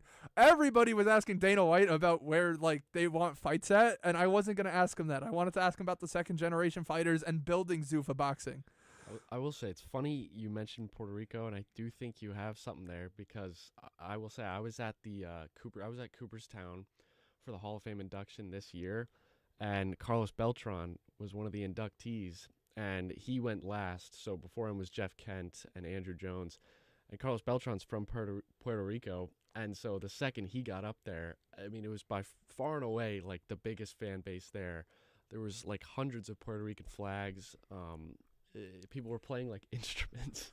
So I can definitely get what you're saying. The difference between I think this sport and boxing and MMA and combat sports and you guys is that at first, obviously, everybody came from Puerto Rico to support him. Yeah. From that's cool, but mostly players, it's the loyalty to the team. Like, you have this. Well, I mean, they do have WBC, the World Baseball Classic. So he did participate. That is true. I'm talking about sort of say mostly you're loyal. What team did he play for again? Well, he played for a lot of teams, but Mets, Mets. He went in as a Met. Okay, so if he went, so for like Mets fans, for example, like it wouldn't have been as cool of a moment for you if it was. I feel like maybe like with the Mets thing, it wouldn't have been memorable as much. But the thing with combat is we're just celebrate. It's like, hey, let's get all these guys, and we need to celebrate a culture. Yeah, but it was part of that too. I mean, like, it was much more than baseball. Like, we weren't seeing a bunch of people in Mets jerseys per se. Yeah. But a bunch of people with Puerto Rican flags and just representing this guy, because he represents. I mean, it was a big part of his speech as well. But there's so many Puerto Rican boxers here in the city, and are there? I mean, there's so many boxers here in general. Well, yeah. This is again the biggest boxing hotbed in the world. There's rumors right now that New York City is so big for boxing that even London's greatest attractions are fighting over here.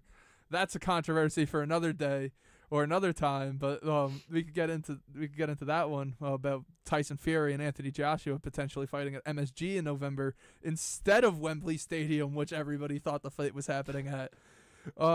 It's just an exciting time to be a combat sports fan. Zuffa boxing. Asking Dana White about Zuffa boxing, you hear it in his voice. Dana White wanted to start boxing, wanted to be a boxing promoter. He didn't want to be an MMA promoter. He got dragged into MMA just through time, and he built the UFC into this juggernaut it is today. So now you could tell from the excitement. He said it in that quote for building Zuffa boxing. He said, "I'm having fun for the first time in a while." I'm a novice, obviously, but can you enlighten me? What is this he's building? Zuffa it's a new boxing. It's pretty much a new boxing promotion. They've been signing a bunch of boxers. They've been putting up big fights. We have Conor Benn versus Ryan Garcia next month. Ryan Garcia. I know we got a bunch of big names. There's a bunch of big names signing there. Obviously, here in the city, we have Edgar Berlanga, Richardson Hitchens, the two guys who are holding it down in the city, New York City, right now. It's such a great time to be a combat sports fan and like focusing and working in the sport. It's just crazy to see what's going on. And again, Dana's now getting second generation UFC fighters. Usually, when he talks about Contender Series fighters, he likes to go in not knowing a single damn thing about them. But fortunately enough, Bella Mir, daughter of former UFC heavyweight champion Frank Mir, is coming in her debut. I wasn't expecting. I thought Dana was going to give me a little bit about second generation fighters and all that stuff. He tends not to like to hype people up from the Contender Series until they've actually won their Contender Series fight. That's something we don't see from Dana White that often. He's talking about Bella Mir winning every combat championship of the world, which is something that he doesn't want to do, that he wouldn't normally say. So that kind of gave me insight onto who he thinks is going to be one of the biggest stars in combat sports in the upcoming years, and that's Bella Mir. And it's interesting to see how her career is going to play out. It's interesting to see how this whole Zuffa boxing thing is going to play out. Conor Benn, Ryan Garcia next month. Dana White's been openly saying that him and the rest of the team, they're 2 years ahead of schedule, which is crazy to think about with all these fights that they've been able to put on. It's just a great time. And then he's in the UFC now. He is competing. He's not really competing with anybody. There's the PFL and MVP who have just recently merged. There's a bidding war right now for Usman Nurmagomedov, which great guy, by the way. Usman Nurmagomedov. I cannot say anything bad about that man. He is a character. That's just what I have to say. Okay. Awesome person, great fighter, coming back big time. I gotta give Usman Nurmagomedov all the credit in the world. He's much more funnier than anybody would think, and yeah, man, it's just an interesting time coming up, and getting to do those questions was just insane. I mean, do you think this new boxing do you think they're gonna catch on, or is it gonna be like live golf kind of thing? Well, I mean, it's kind of exactly like live golf with who's funding it. I was gonna say, are they gonna get some guys? It's exactly who you think is funding it. By the way, okay, that makes sense. You want to talk about live golf? It's kind of the same thing. They've already made their dent, and it looks like they may have already taken Fury and I don't know. Eddie Hearn is going crazy right now. We have the two biggest promoters in the world just feuding with each other. Dana White will take shots at Eddie Hearn any chance he takes. Eddie Hearn will take shots at Dana White any chance he takes. I love this little sports world, combat sports world we're building right now. Influencer boxing's going crazy. We got Dean the Great and Henry Cejudo, former UFC champion Henry Cejudo, fighting. Next month is Pantoja versus Vaughn 2. We'll find out who really is the best flyweight in the world. And, man, I'm just so excited to see how the rest of the year's going. But I think it's time to wrap this up soon. Sadly, we didn't get to any football today. But we did not get to any football today, unfortunately. I think it was a great episode. We have a couple minutes left. We started a little late, I think, right? Yeah, we did. So I'm just making sure. This was a great episode today. Yeah. I'm happy. I thank you for letting me get my little combat rant in at the end. Of course. But, I mean, mainly it was just kind of a privilege to hear everybody who wanted to come in and say something about Bob Ahrens. Yeah, Bob Ahrens, the learning the history, and thank you everyone who called in today. To just again, I waited for so long to get to an opportunity like WFUV, like the community college I went to. Shout out Norwalk Community College, by the way. All we had was this little soundboard and engineering, like this little sound engineering board, and coming here and taking in the scope of all this is just. It's still like it's been a year now and I'm still surreal, and everybody calling in and saying the stories that they had with Bob and them learning and realizing I wouldn't have these opportunities if Bob hadn't fought for all these opportunities. And again, having Bobby C here in the studio with us for 2.5 hours, like that's something that we get to talk about forever, and really just go into rant about. Well, yeah, also just like hearing them speak and knowing that you have access to that sort of same like lifeline that they had in helping build their career. I mean, I will say, I when I came to Fordham, I didn't know about WFUV. It was during the club fair. I saw it and I was like, well, I like sports. You know, I could talk about basketball. And so I didn't really know any of the history. So I would say today was definitely like eye-opening to say the least. Just about how much how deep the foundations go. Yeah, no, the foundation is for real. Is just for real, and we still got a couple more minutes left. So just let's quickly talk real quick. What's been your favorite moment since joining WFUV so far? Oh, that's tough to say. I would say working the basketball games in general. I haven't really done anything like flashy. I've been in the studio for the halftime shows, and I've done like updates here and there, but or scoreboard rather. I would say just that. I'm just a big basketball fan, and being able to kind of be a part of something that's covering high level basketball is just a privilege. Especially at this like high of a level. Yeah, that's because it's one thing I don't think people. Well, no, they probably do, but the A10 is a pretty good conference for basketball, and it's like it's not clear who's going to win the A10 every year, and there's definitely intrigue. And Fordham's also getting better at basketball, which I think is interesting and entertaining to see. So, actually, you know what? I'll ask you the same question. What's been your favorite WFUV memory or moment? God, it's been 1 year, but there's so many I could talk about. Jeez. I got to say Shawn Michaels Empire State Building. I think. Can you elaborate? That's all all the elaboration. All I need right there. That's wow. That's all I think. That was still surreal for me. Like being up there talking to arguably the greatest. Like I say arguably. It's not. There's no question. That is the Michael Jordan of professional wrestling. That's the greatest. That is the greatest. Got him over Cena. A greatest in-ring wrestler of all time. I mean, in-ring all time over what's it called? Shawn Michaels over John Cena. Yeah, that's very easy. Like then again, Shawn Michaels, a guy that John Cena's career is nothing with that looks to, again, who's John, people say who's John Cena's greatest match of all time. Most people say it's Shawn Michaels. To talk about who's the greatest WrestleMania match of all time, people say Shawn Michaels. Who's Mr. WrestleMania? Shawn Michaels. Who's Mr. This? So and then him running NXT, and I guess also being in the room with the same, like, again, I've talked to Dana White 3 times in the last 3 months. Like, how is that? Like, it's a crazy thing that I could have only dreamt about when I was going to Norwalk Community College every day and going and clocking into my shift at AMC. Like, it's not some AMC represent. Yeah, dude, I'm representing every. I got big CT ties, but that's like the stuff I would dream. Like the stuff like this is stuff I would dream about, like driving into NCC. And it's very easy to take. Listen, it's very easy to take a lot of it for granted. I took it for granted today coming in. I was complaining I'll admit I was complaining coming in today a little bit, but again, and I think just hearing everybody's stories today. Yeah. Like, I mean, especially this being my first time on one-on-one. I've heard it's not this, the lines aren't this busy usually, but it's just set a great example. I mean, and I'd be, I'm excited to do it again. Yeah, no, this is a one-on-one episode. Obviously it is a one-on-one episode, but this is a one-of-one episode of one-on-one, as Bob Ahrens, one of the most important people, like probably the most important person in this program's history. Unfortunately, Mount Rushmore, like Bobby said. Bobby said Mount Rushmore has unfortunately passed away at age 89.